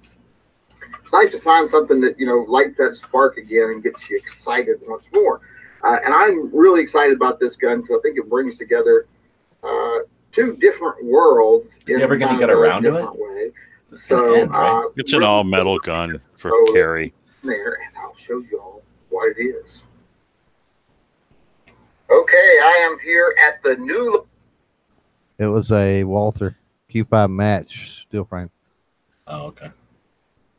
Yeah, I saw that one already. Guy, wait, no, this is. Oh, guy going into a donut. This is one of the I thought coolest this was donut shop coffee shops I've ever been to. I'm guessing that's in Kansas. Yeah, I'm thinking so. Wichita, yeah. Well, see, that's another reason to not carry around a Brada. Right. Live music at the donut shop. Apparently.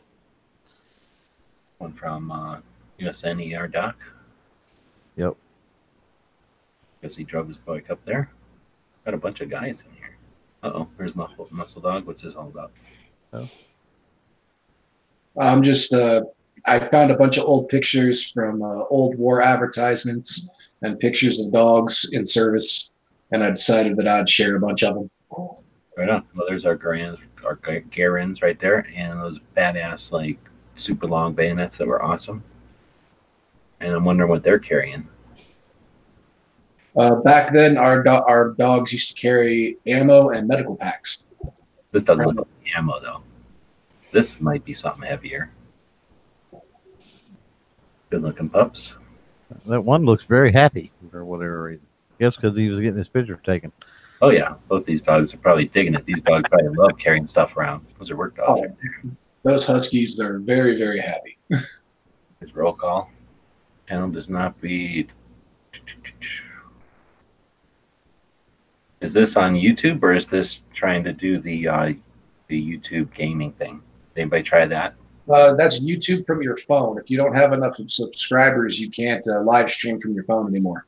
Yeah, right. I figured that out for the show, but then somebody brought up trying YouTube Gaming, which is another YouTube app that I was wondering if anybody had tried that.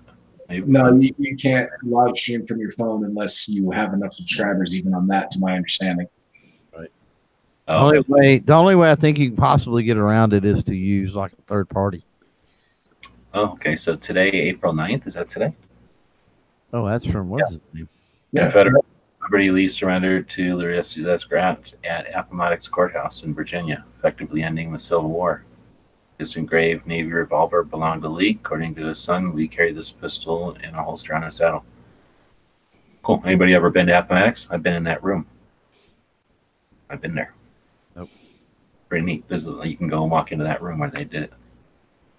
Little tiny building. There's Snub. Setting stuff on fire. Something looks like the ranches are burning off their pastures. So it looks like riding shotgun with Charlie. He posted like one of these things. So if you use I use a thing called, what the hell's it called? I use an app that lets you, create things like this, and then you do this 4 times, and then you can make things with 16 squares in it. It's pretty cool. You just saw he posted one with Masada Ayub. I think that was over on the Gun Streamer. There's Nichols. This guy's crazy. 14 miles. 14 miles. That's crazy. Roll call.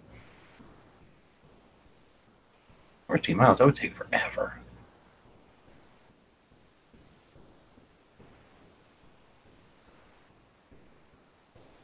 Let's see. What does this one say? The further a society drifts from the truth, the more it will hate those that speak it.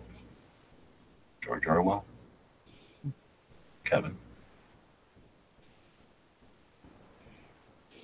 This is Boondock Saints, except with Mario Brothers.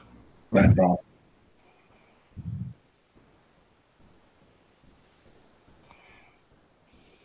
Uh-oh. Shell Todd's little poke of that pin.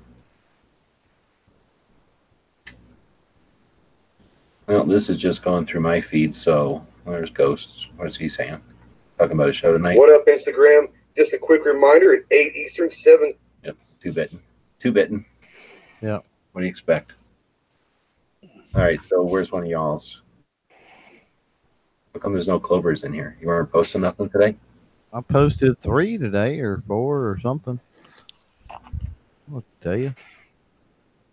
You got too many people you follow. Like that one. That was this block going. What is this on here? Oh, I was just looking to start conversation, so I had that. I had got my I got my Garand back, last week from the Marine Corps League. They've had it for 2 or 3 years or something. And when I went to pick it up, he had that clip full of ammo, and that he gave me. He's like, "Here, you can have this." I'm like, "Cool, okay." And it was sitting on a bench, and I just happened to see it. And I'm like, you know what? Let's take an Instagram picture. Just throw it up. Why not? Kind of.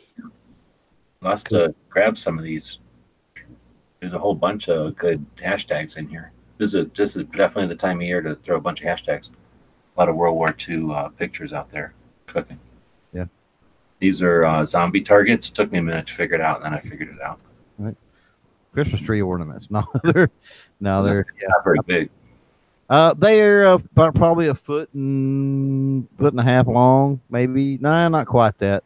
Gun ain't no half long. A little over a foot long, maybe. The zombies are something like that. Yeah, they're not real big. These are some of the patches you got there. Yeah, that's my Oklahoma. Pretty neat. How'd you get this one? Girl in a Gun, Women Shooting League one. It was in a box of patches that. Oh, really? Is that in there? I figured you met up with them or something. And then what's the Dre Guns one? Oh, that says SHOT Show on it. Yeah, that's a 2018 SHOT Show patch, and then the Colt is a NRA 2017 patch. So I got those. I thought that was cool because they had the year on them. Dude, that's super cool. I didn't know Colt did that. So yeah, that makes you want to go to freaking everybody and ask for their NRA show patch. Right. They probably don't have them sitting out. Seriously, I didn't know they did that. Yeah. Yeah, I didn't even see that. I saw it was Colt. I didn't read all that. It's hard to see in the picture because the white blends into the white of the horse or whatever. But yeah, it's NRA 2017. And then what? This one was just stuck to your shoe or something? Put it on the table for right. So yeah. I got stuck on my shoe in the bathroom of all places. Imagine that, right? So this one was kind of neat. So what, this guy let you move it all around, or did he have it set up like that? Oh yeah, he just kind of threw them out on a little piece of cardboard there, and I got to kind of stage them and move them around. We actually sat down and talked about those, so I've got to try to edit that out. Of course, I did all that with my new phone, and so man, the focus is weird, and I've still got to learn that. So it's not going to be the most visually probably appealing videos, but yeah, I've sat down with him and. We talked about a bunch of different things with antique ammo. So, and that was one that was priming systems that we were talking about. Is the little one there on the bottom? Is that a pinfire? Yeah. Mm-hmm. Okay. Yeah, it's a pinfire, and they had the internal primer, and then they had the what do they call it? The balloon case primer, and then the Berdan. The one on the far right is a Berdan. Yeah, just several different primer systems there, basically. So Cycle, when you see something like this doesn't intrigue you as much as the actions? No. I like the guns. Now, did he have any of these things in the tubes that they He came did. in? He did. Yes. How much were they? I don't know. I would have to get with him and ask him. But yeah, he had like whole boxes of them. Oh, dang. I'd like to get one. I don't need a whole tube. I just want to get one because for my 22 collection. Right. Right. Well, that's So did he chat with you about all of these things? Oh yeah, that's the Forager rounds, which are basically shot shells of the time.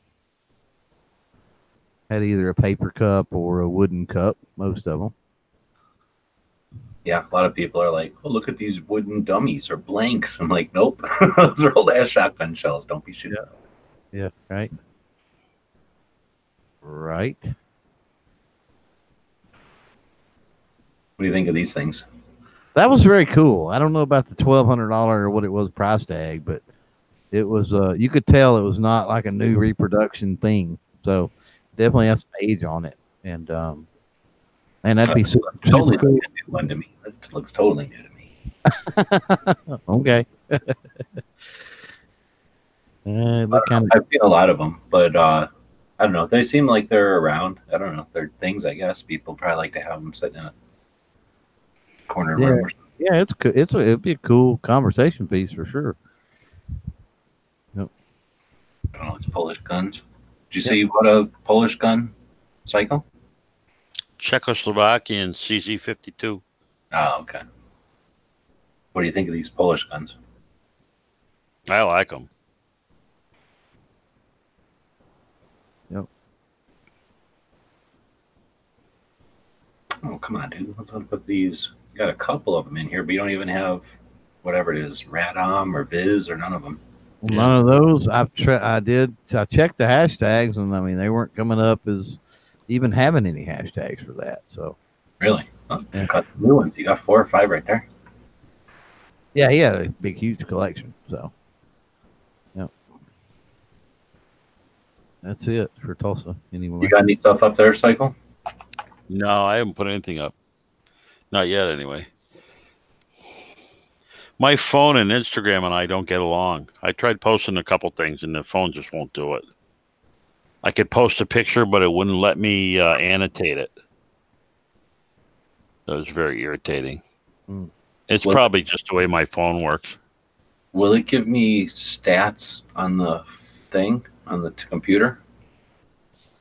I don't think so. I don't think so. But I've been I put more effort into the tags when it's this time of year than, because like I say, over the years, it seems like heading into about the heat. As soon as it gets hot, then people quit Instagram again. But for this little bit after SHOT Show up till when it gets hot out, I don't know. Just a lot of people seem to be subbing and whatnot. It seems like there's opportunity for growth. So Right. I go there and I try to throw in, and I don't really pay attention to if they're used or not. So you're talking like as you type it, it'll start to auto complete and give you that little number right behind. Is that what you're talking about? Yeah. Yeah. Okay. I don't use that too often. But I would just put in a couple, play around or whatever. I just throw in, way more nowadays, or at least like I say, when I'm looking to, because right now it's just been lame to see these things keep going down all the time. I was at 68 for a while, so it's always frustrating to watch numbers go down. So I was at like, I don't even remember, but I have been now coming out of Tulsa weekend. I mean, I've gained like maybe 20 or 25 followers, which makes sense with what you were talking about. But well, and plus you guys were putting a deliberate effort into people, and they're going to go look at Instagram and their kids and that kind of stuff, right? That's true. But I was pretty stagnant. I mean, I would gain 6, lose 11, gain 10, lose 3, that kind of crap for the last couple of months. It's been that way. So it was kind of exciting to see a little bit of a boost.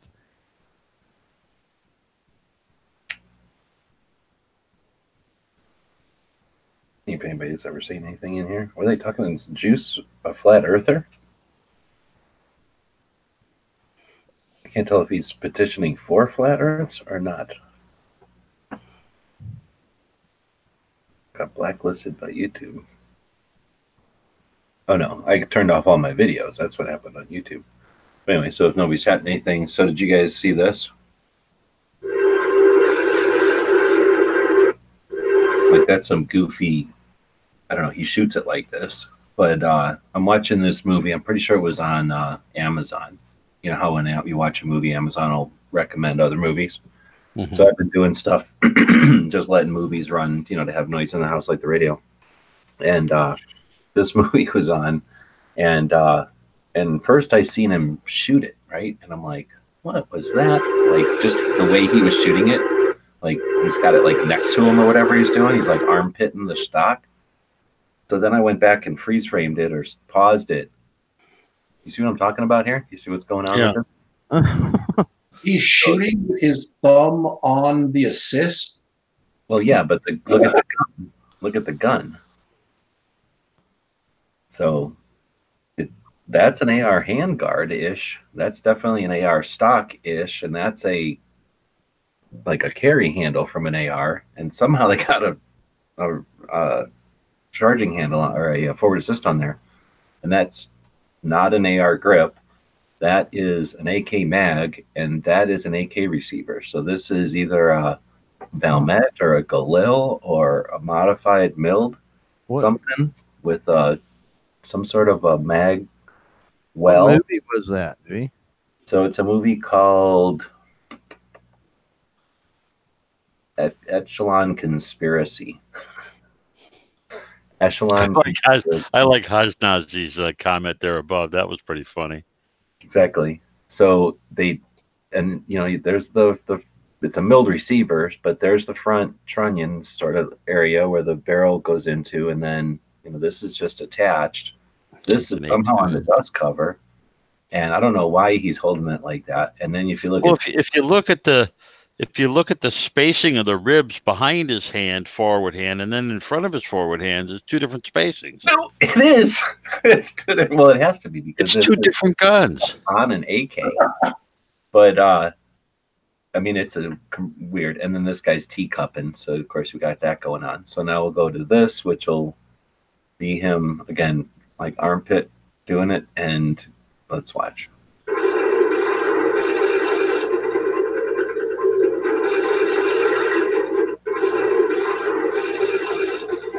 Yeah, that guy isn't getting any real cover off of that vehicle. So, yeah, so there's your receiver. They've removed the selector and just kind of added that to the dust cover. I don't know if he's trying to hold it like this to like mask it, or because he's that dumb and he's just holding it and nobody cared. And they're like, yeah, just let him hold it that way. Who cares? And then that's just a teacup in that thing. And then, yeah. So that was not the only weird things in that movie. It was not that great a movie. It was okay, but it was distracting as hell watching that kind of stuff because these ARs are so weird, and they're like a foot longer than a regular AR somehow too. Like they're really weird. It looks like he's closing his right eye and he has his left eye open, shooting right-handed with it on his shoulder. So it's like, that's weird. And he's not even, well, I guess he could be in this picture trying to use his right eye over the sights, but he's not really.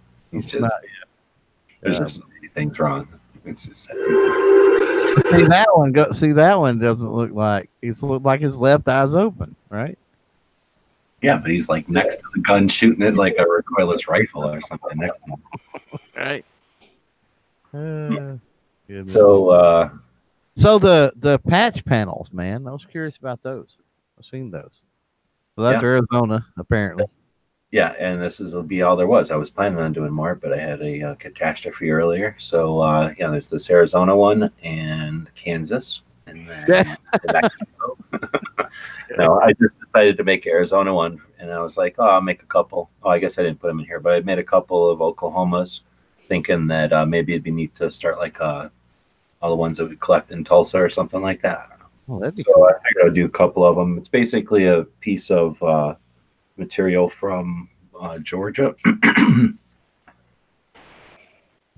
sourced from Georgia, so it's made in USA, and then cut it out and sew the edge up, and then put them on the Gear website. So a couple of them are up there now, and as soon as I can get machines working again, there'll be more, I guess. We'll see if they sell. Right. Okay, so I was going to call this our gun shop of the day. And this is a little shop. I've been taking care of some cats, and they're out in the middle of the desert, and there's a little shop out that area, of the neck of the woods. Neat little shop. Figured I'd take a couple pictures of it. And, it's all about shops. The show. We try to do the show on a daily basis so we can talk about a different shop every day. Now they're closed on Sunday. I'm not a big fan of that.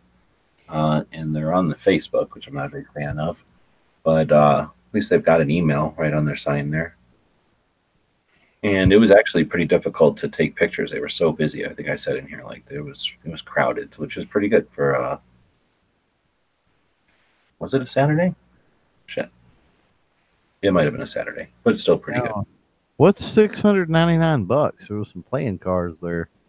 This is a gun behind it. One of the things when I first visited this store, this is a guy who used to own a shop down in Sierra Vista. Sierra Vista is down next to Fort Huachuca, in Arizona, where the military or the U.S. Army has their like language schools and military intelligence and some stuff. They fly drones down there and stuff. So it's a neat place. And this shop was down there for the longest time. I bought guns at there, and then the guy, I guess, sold his shop, moved to closer to Tucson here, and then built this shop and basically gave it the same name. So the one in Sierra Vista, I think, is called Trail Boss Guns.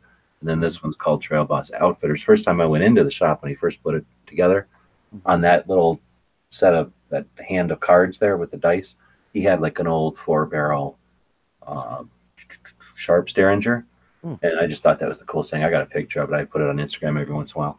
Anyway, so this is just in his display case with like his old guns. So I'm guessing that was some old gun. I was actually trying not to get prices because people always go, oh, I don't like the price of that or whatever. But honestly, now that I'm thinking about it, he didn't have an old gun on the cards, and that might just be some regular gun. So what? I'm guessing Ruger. It definitely looks like a single action because it's got that thing on it. It's probably that gun though, right? Oh, you can kind of see the bottom of it there too. So I bet it's just some Ruger or something. This is a Ruger. Right. There's a Ruger down here. But I don't know. I don't remember. I was just kind of, again, I was just trying to weasel in there and take a couple of pictures since they said I thought maybe the Dyson cards, there was something special about them. That's why they were $700. No, it's this deck here, and they're not selling them. When I first went in there, I was kind of curious because I just started doing the Old West Guns cards.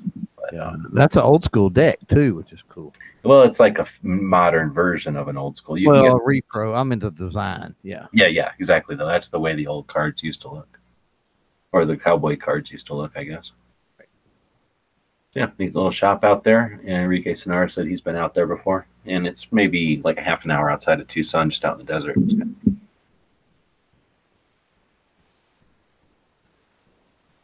Otherwise, yeah, I was just gonna poke in a couple of my pictures there and look at the tags just to bitch at everybody. Hey, use some tags. You know, you don't have to do it all year long, but you might as well do it when the getting's good.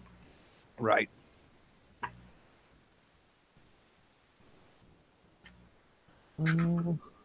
Since I had thousands of vids, now only 500. Yeah, those 500 are all live shows. So there was 5,000 vids, 6,000. I don't remember how many videos. We had a lot of videos, and then well, it took them all down when YouTube started giving us dings every so often. Every 3 months I get another hit, and they started being on any video. Really, doesn't matter if it's live or not.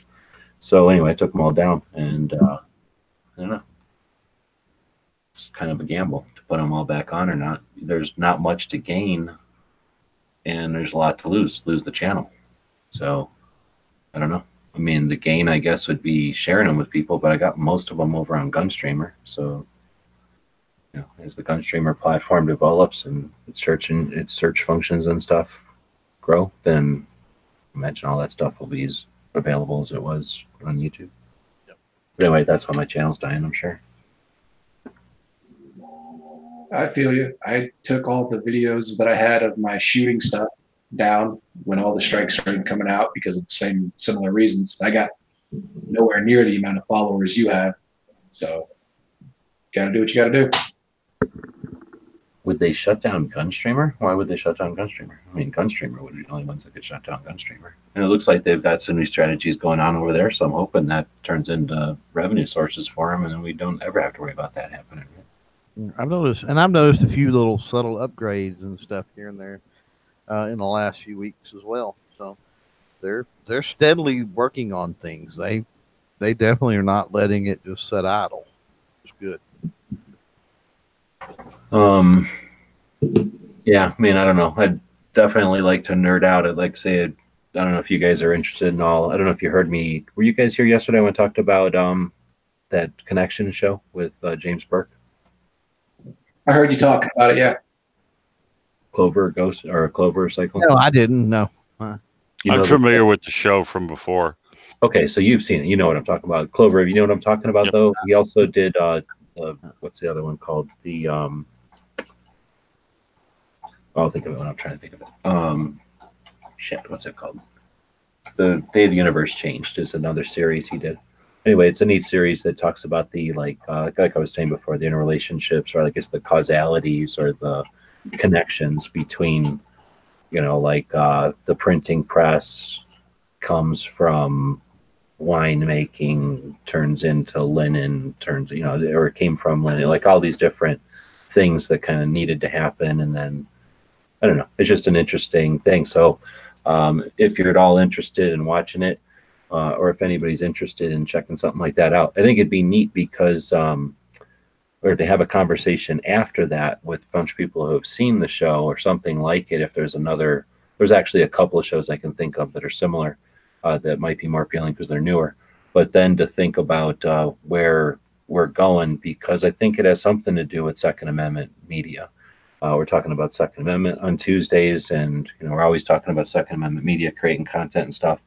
And being a step ahead of the game, or at least being aware of where we might go, maybe gives us some better, I don't know, ability to make decisions or place some bets or something towards new tech. I don't know, or at least pay some extra attention to it, or devote resources to stuff that, you know, might be a potential as far as whatever's next. And I guess I'm thinking specifically like the way that I know I emphasize having your own website, because I really don't think these platforms are going to stick around. And like I said, I'd be more than happy to chat with people that might be interested in chatting about something like that. You know, again, after watching something like this that is all about where we got to today. And I guess that's why I'm thinking some of these other shows are about like how we got to now. Have you seen that show? It's kind of a newer version of it. I think it's also on Amazon.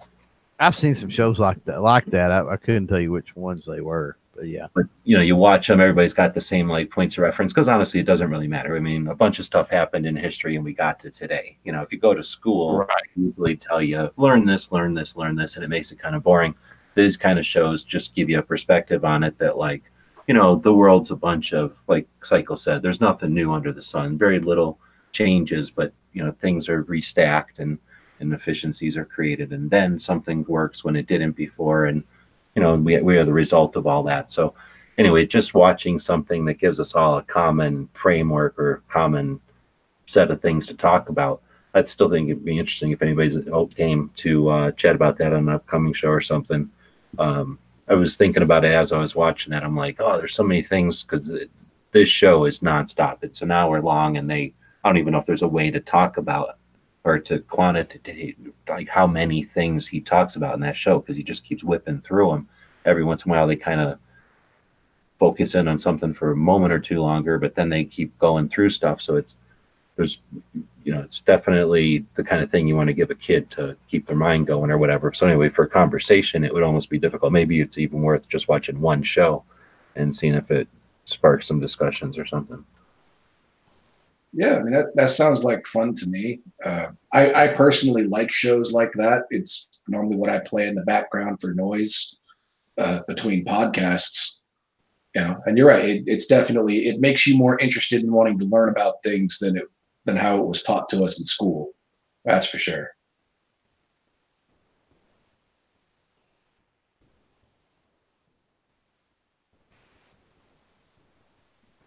All right, man. Thanks for jumping in, Cycle. So I guess one of the things that I'm looking at is, there's a fight, and we know we've got opponents, but it's always difficult to know who we've got as teammates and who we've got as allies and who we've got as resources. And, it's pretty easy to figure out who everybody is when you need to come together, when it's an obvious, threat to whatever, and everyone comes together. We've seen that happen to different levels along the way. But, when we have a fight coming, I'm just thinking about different ways to prepare for that. And like right now, we're having conversation out there on the YouTube side, right? From two different points of view on, I don't know, optimism. Is that the way to say it? Like, do we look at potentially what could happen, or do we talk about what's happened and that kind of stuff? Right. Yeah. Well, I take it you're talking about the 2A situation. I mean, ideally, I'd try to focus everything back onto the 2A, but I guess what I'm getting at is I've been a little frustrated recently because of some discouraging lack of whatever, I don't know, follow-up or participation and stuff. So, okay, how many more people are there to get together? Well, I don't like to look at things that, if I've talked to 6 people that I know and none of them said, XYZ, then there is no XYZ. No, I just go find 6 other people and ask them, just keep looking. We got a lot of people out there. How do we know who all is out there? So, we can look at it and go, oh man, this could happen and that would suck and this could happen. I mean, there's a million reasons to not do anything and to be discouraged. I mean, anybody can justify doing nothing by being discouraged about it. But on the other side, you don't want to be dumb about it either and just waste effort or repeat stuff that isn't working. Well, we had a conversation similar to this in a Knives chat the other day. And, in terms of like how to prepare for things coming forward and everything, as a community, like, in what you just said, it's easy for us to talk about what has happened, but generally when we do that, we talk about all the bad things that have happened. And if we want to invigorate people and get new people involved and stuff like that, we need to learn to start celebrating some wins. Good example is just looking at what happened with the magazine situation in California. When the magazine ban lifted, you didn't see, like, I saw a lot of people talk about it. Everyone was real excited, but compare that to how many people jumped on when they reversed the situation. If we could have gotten the same amount of public support and people being excited when the good things happen, I think we'll bring more people in, and that'll help us when things get bad. But when the vast majority that comes out of our side is about the negativity, people who aren't on a team don't want to join a losing team. Exactly. That's what I was going to add, dog. Yeah, people like to join winners. Yep. So we need to celebrate our victories, no matter how small they are, we need to come together and celebrate those, because that's what's going to bring more people in that are going to help us when things get bad. Yeah, and we have them. I mean, even if it was only for a short period of time, look at the amount of magazines that was able to make it their way into California, right? Oh yeah, those people got at least got a little taste of freedom. It's not a huge win. That didn't win the war. It didn't even win a battle, but it was a skirmish at least, or something. There was something there. And then look at Kentucky, look at Oklahoma, South Dakota. Look at all these states that have done constitutional carry stuff. Potentially Ohio on the brink at this point. There's lots of things to mark in that win column and reflect on.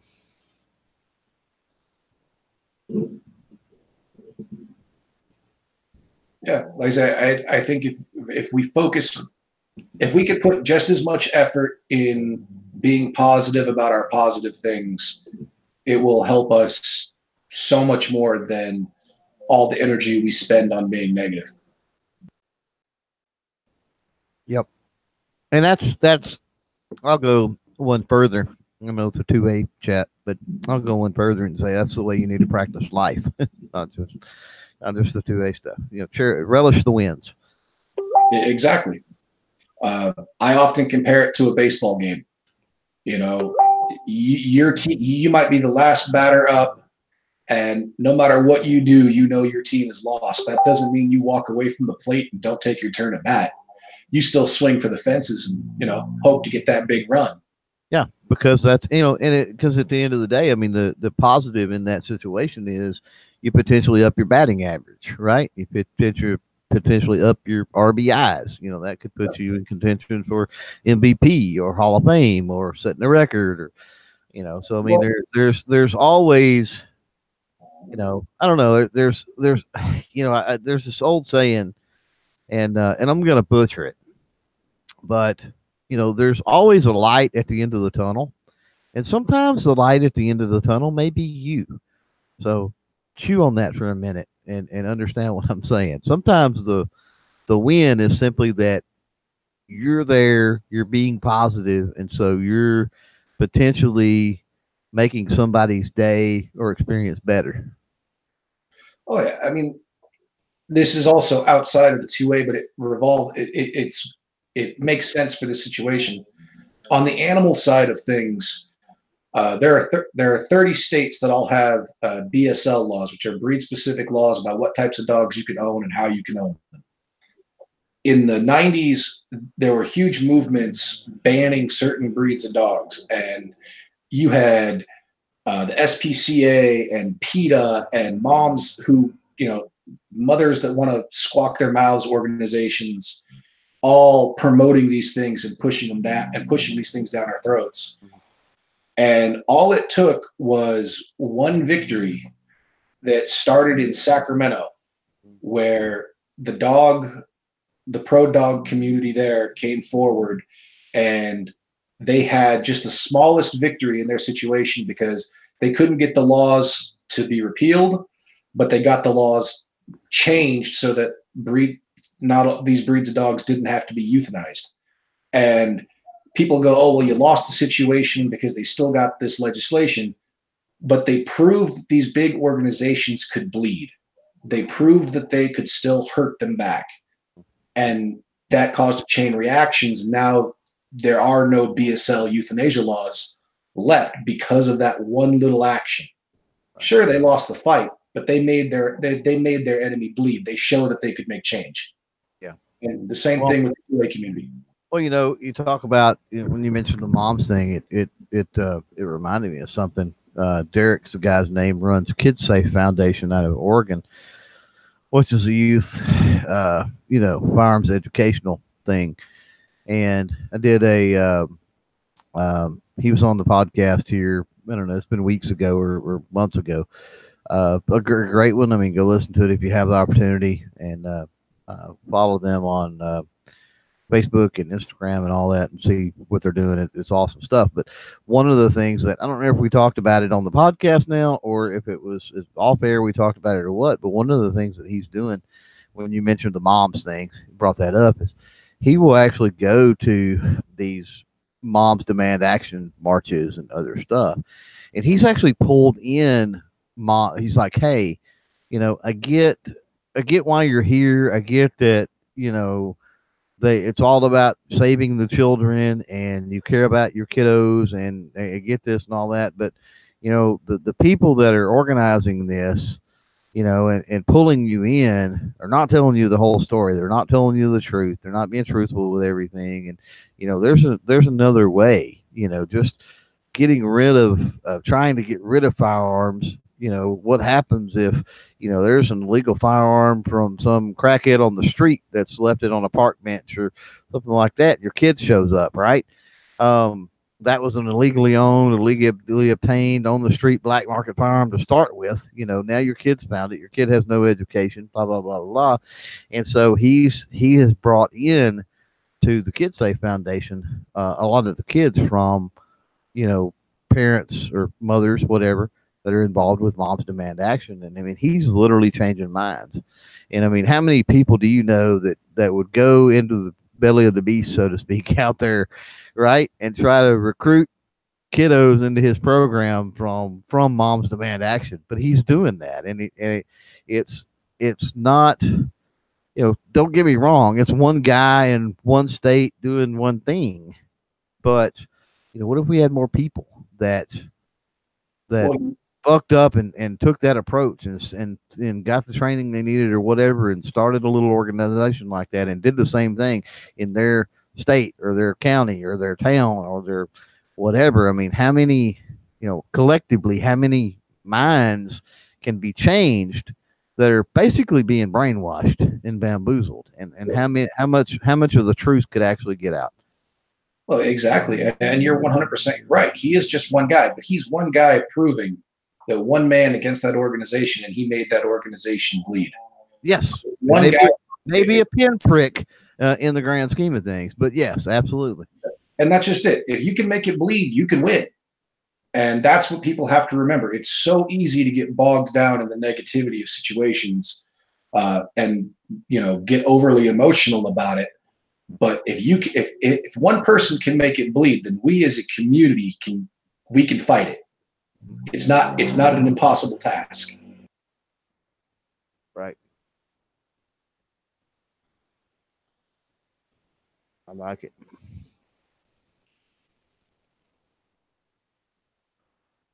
So now, who were you talking about? Derek LeBlanc is his name, with Kids Safe Foundation out of Oregon. Oh, Oregon, okay.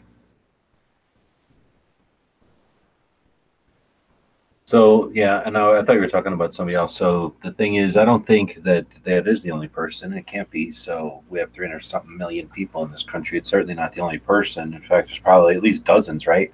Well, you got one in this room. So I mean, it's not. Yeah, you're talking about sort of what he's doing, and similar things. So, we weren't saying definitively he's the only person. We were just saying even if he was the only person, look at what just one person can do, basically.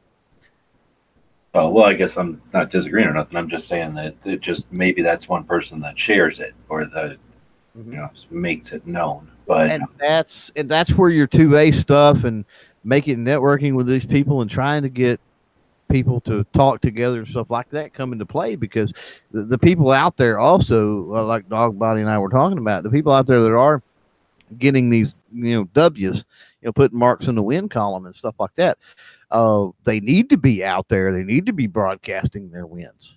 I think that's important.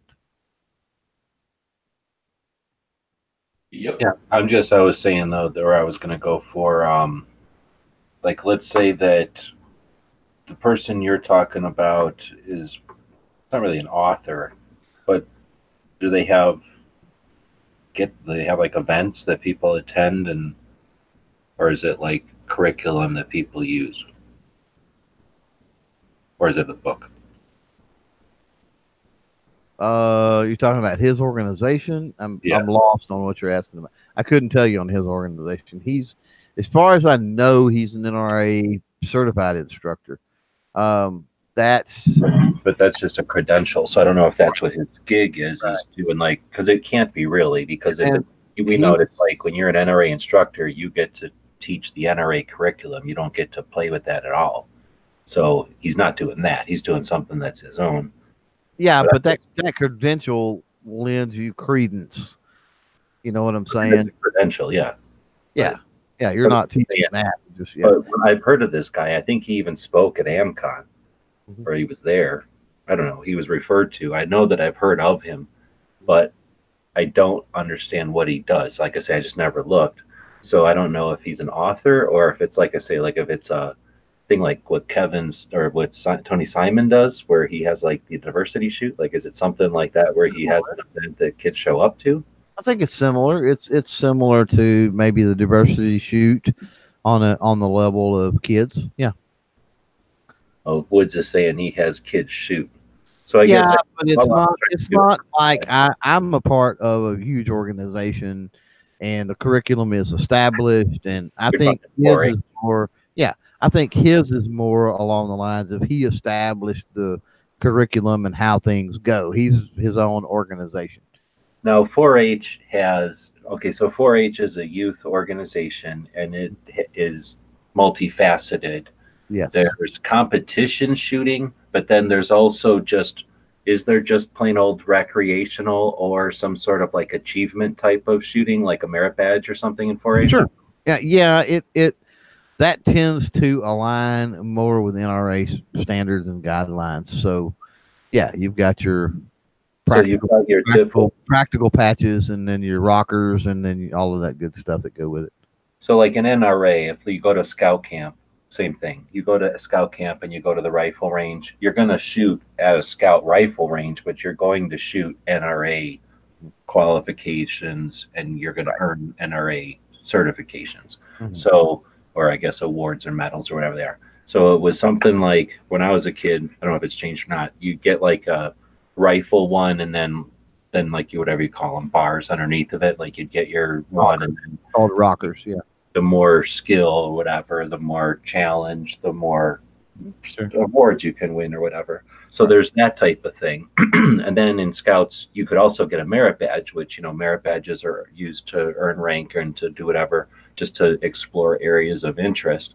And then in so that you could discover an area of interest in a thought out, all encompassing way, so that you actually know something about whatever it is.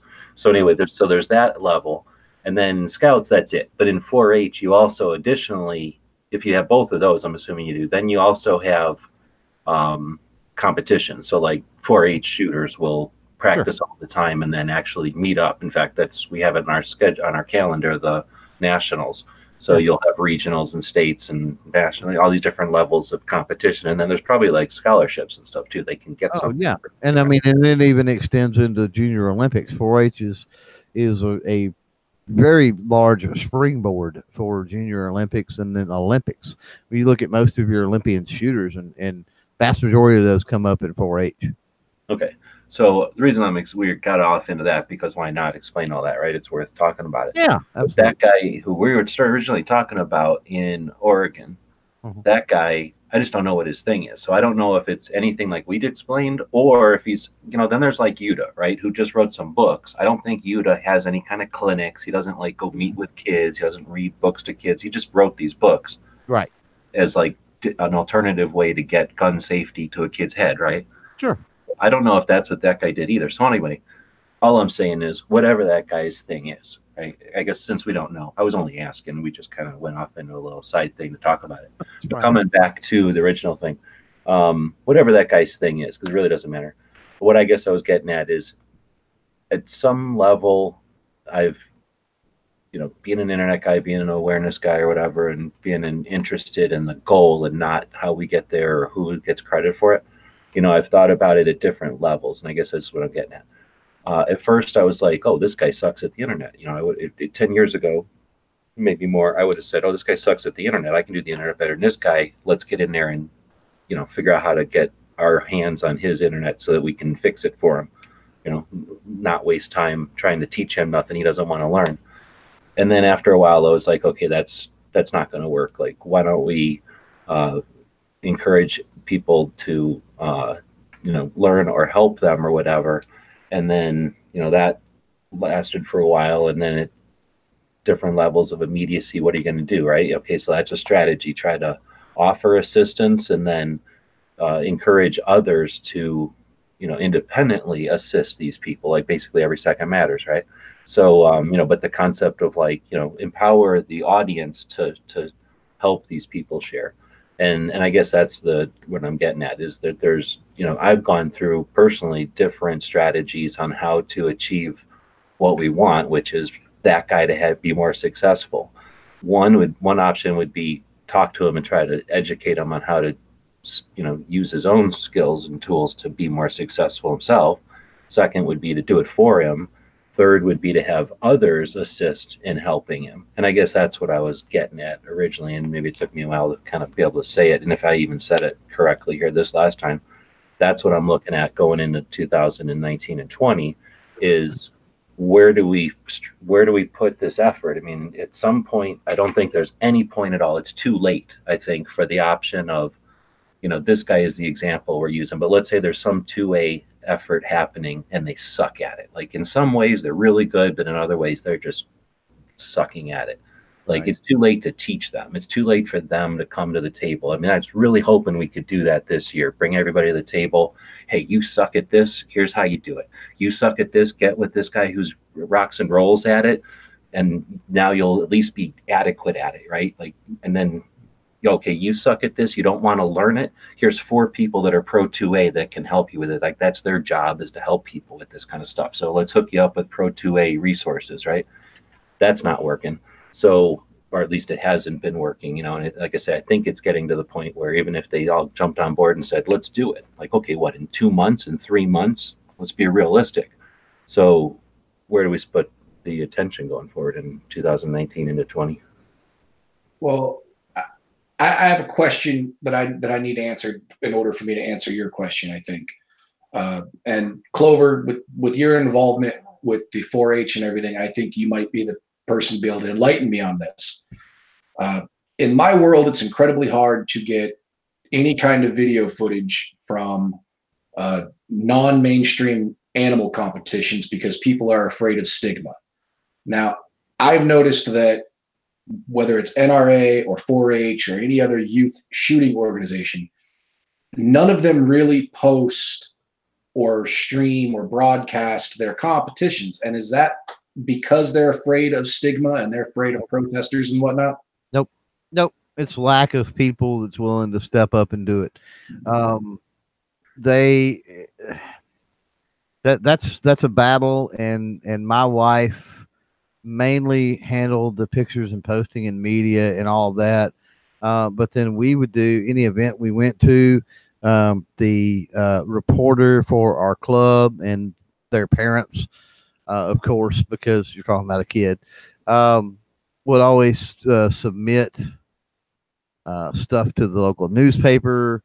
I mean, we really busted it, and that's why our program there for quite a few years, I mean, was one of the most vibrant in the state, is because of that PR and because of pushing all of that stuff out. But that's dependent upon the parents actually caring enough and doing the work and promoting and putting this stuff out, because it's one person alone can't do the entire thing. So, that's another thing that you get into when you're talking about these people that are doing things, is they've got so many irons in the fire, right? That Right. When G-Webs was talking about the options that they've got, I mean, they may have to utilize another option, like somebody else may need to do that for them because they've just got their hands so full of stuff.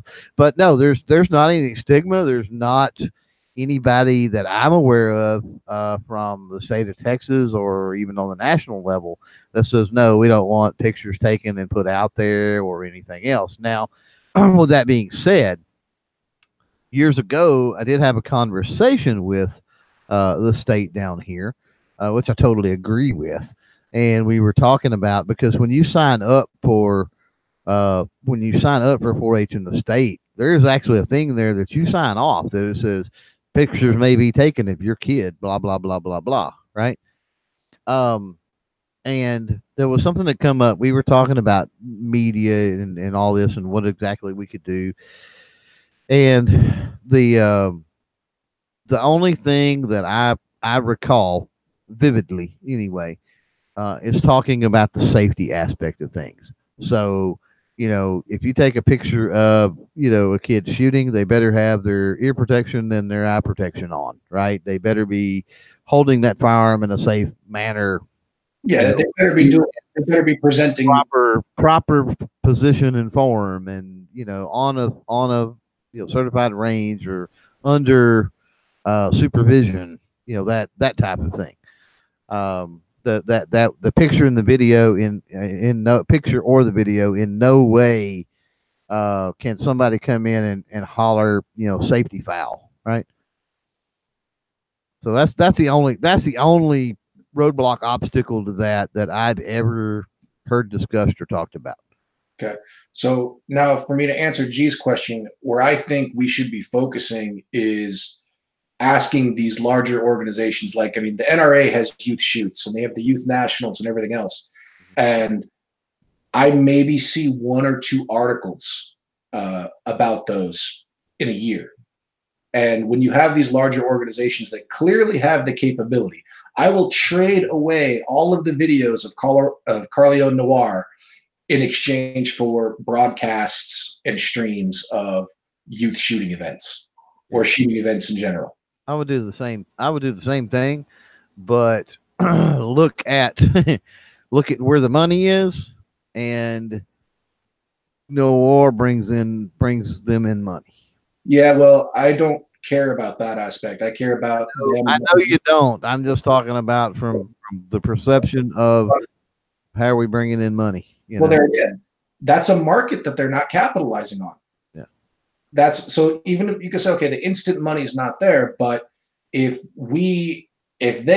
they take our money and they have the resources, and I can say that because I'm a life member, so they've taken my money and they've taken everyone else's money as a way to promote the Second Amendment and to promote it in a positive light, which is what they're supposed to be doing. They're supposed to be representing us it would be good for those of us that support these organizations to ask them, hey, you have the capability, you have the financial means, and social media in terms of getting it posted is cost effective. You could even argue it's free. It doesn't charge you anything to put a video on YouTube. Right. So it would be good if I think we start focusing a little bit of energy on these companies that have that capability and go, look, you hold these events. We want to see more coverage of these events. And in terms of whether or not you're going to see your money back, you're going to see your money back because by putting this information out there, you're going to bring more people who are like, hey, my kids are watching this. My kids are into it. And if that parent isn't a completely anti-gun nut job, they might go, hey, look, my kid who's not into any other sport is interested in this. Let's go give it a shot. There's gun sales. There's equipment sales. It's nothing but positive. Yeah, no, I agree.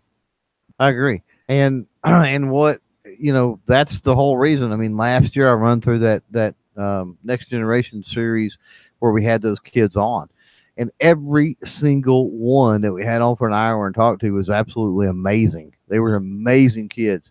And it's just the reason that I'm not doing that now is it's a full-time job in and of itself, trying to get to wrangle up and rustle up kids. And you're absolutely right in that these organizations do not do enough to try to push that, because I have talked to at SHOT Show, I have talked to NRA, I have talked to Junior Olympics, I have talked to Scholastic Action Shooting Sports, and I've said, hey, I want to kick this series off again. I don't necessarily want to do it every week all year long, but at least want to do maybe 8 or 10, 12 weeks. So talk to, 8, 10, 12 kids, right?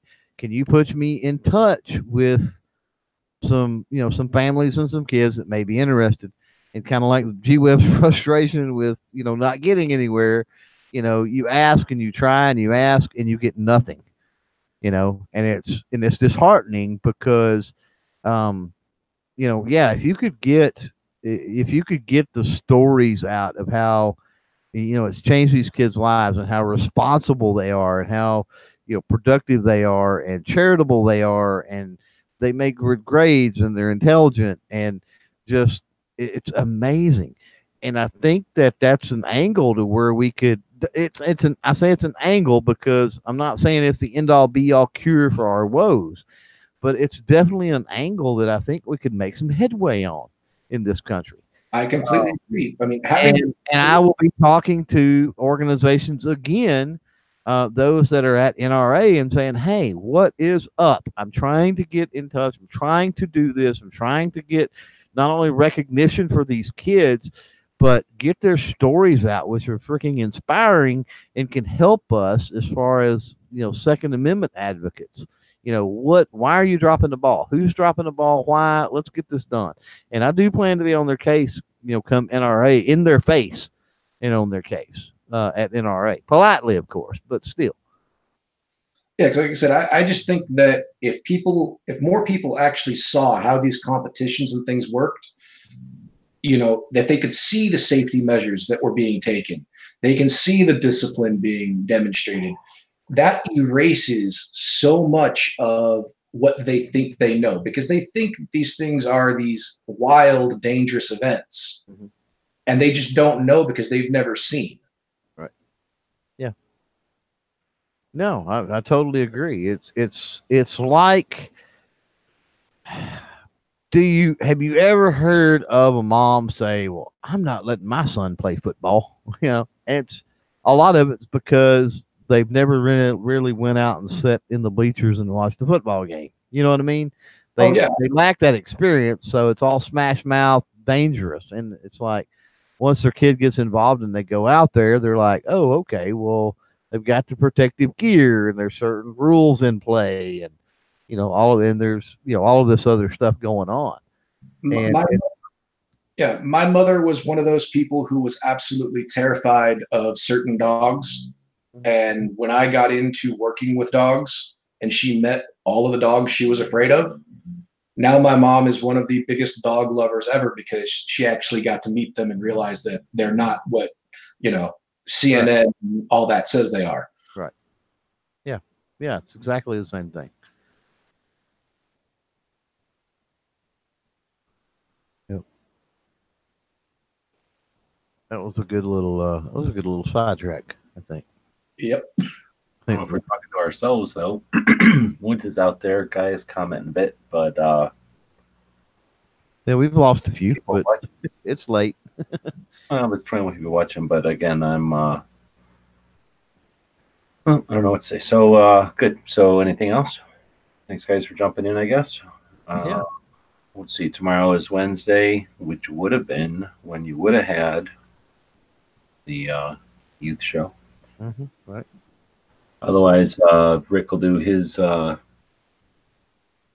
does he call that show? Shooting with Disabilities. Yes, and I actually may have gotten him a new viewer today. I was can't remember who I was talking to, but I was talking to somebody today. I don't remember if it was via email or social media, and he was like, "You should do a video on the best way for like a disabled person like me to shoot because I use a cane or something." And I'm like, you know what? You don't watch Rick's Life as I See It.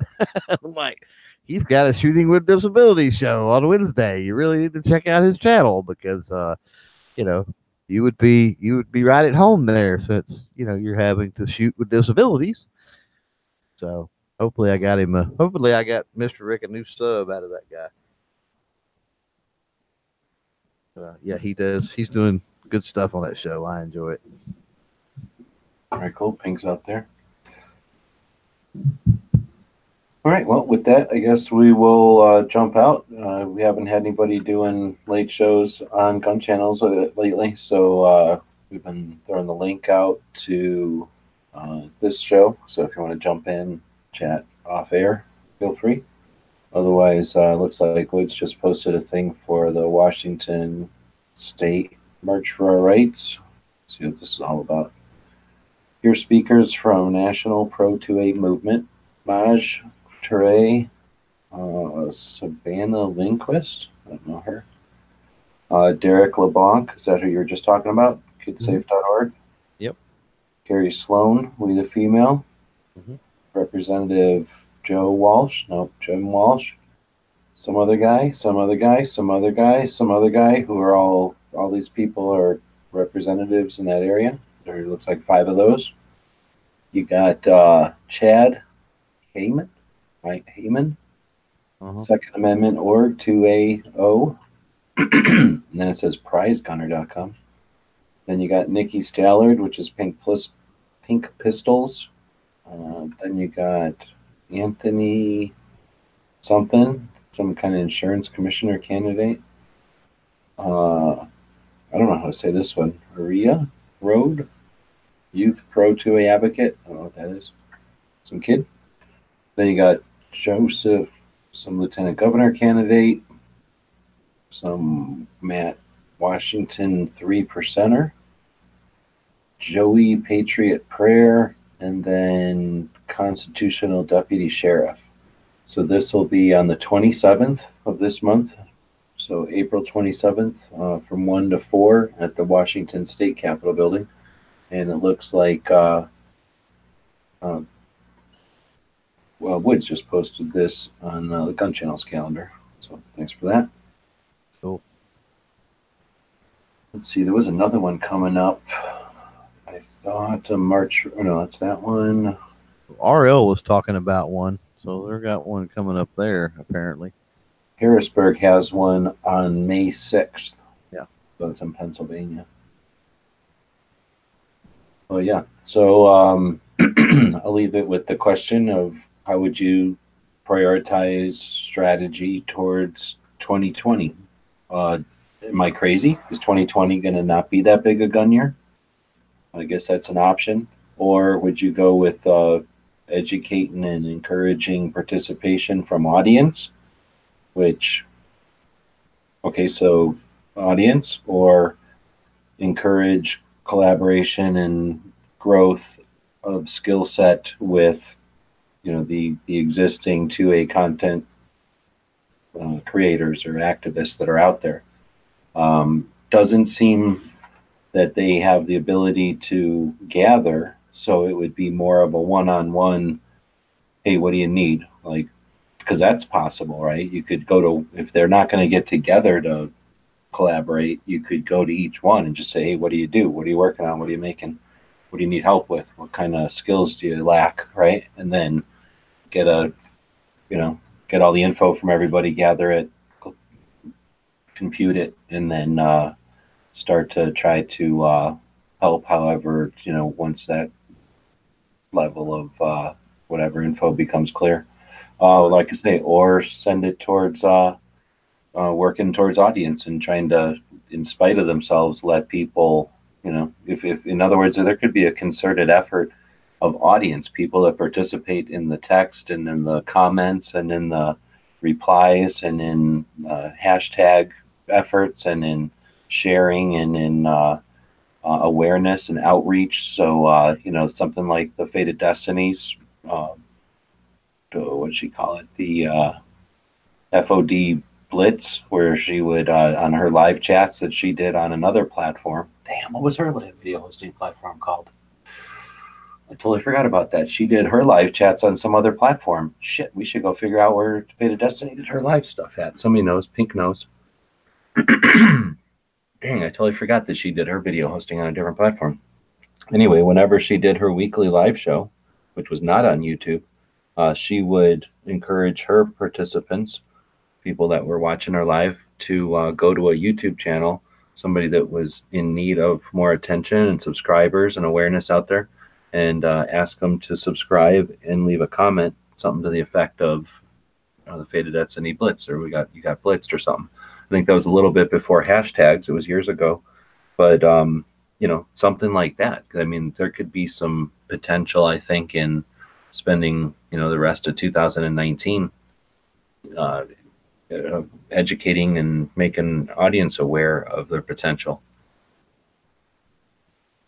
I don't know, maybe do both. So, or 2020 is not going to be even a gun year. Don't worry about it. Go for long game and start building resource. Just keep building resource.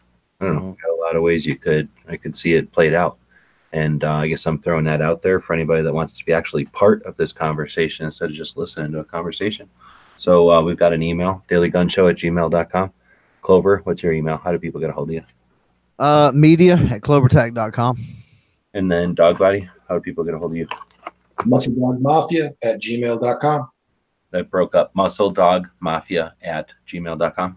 Yes, sir. Right on. So, yeah, get in the conversation, value your voice. There's a lot of people out there that are awesome, and you're just as awesome.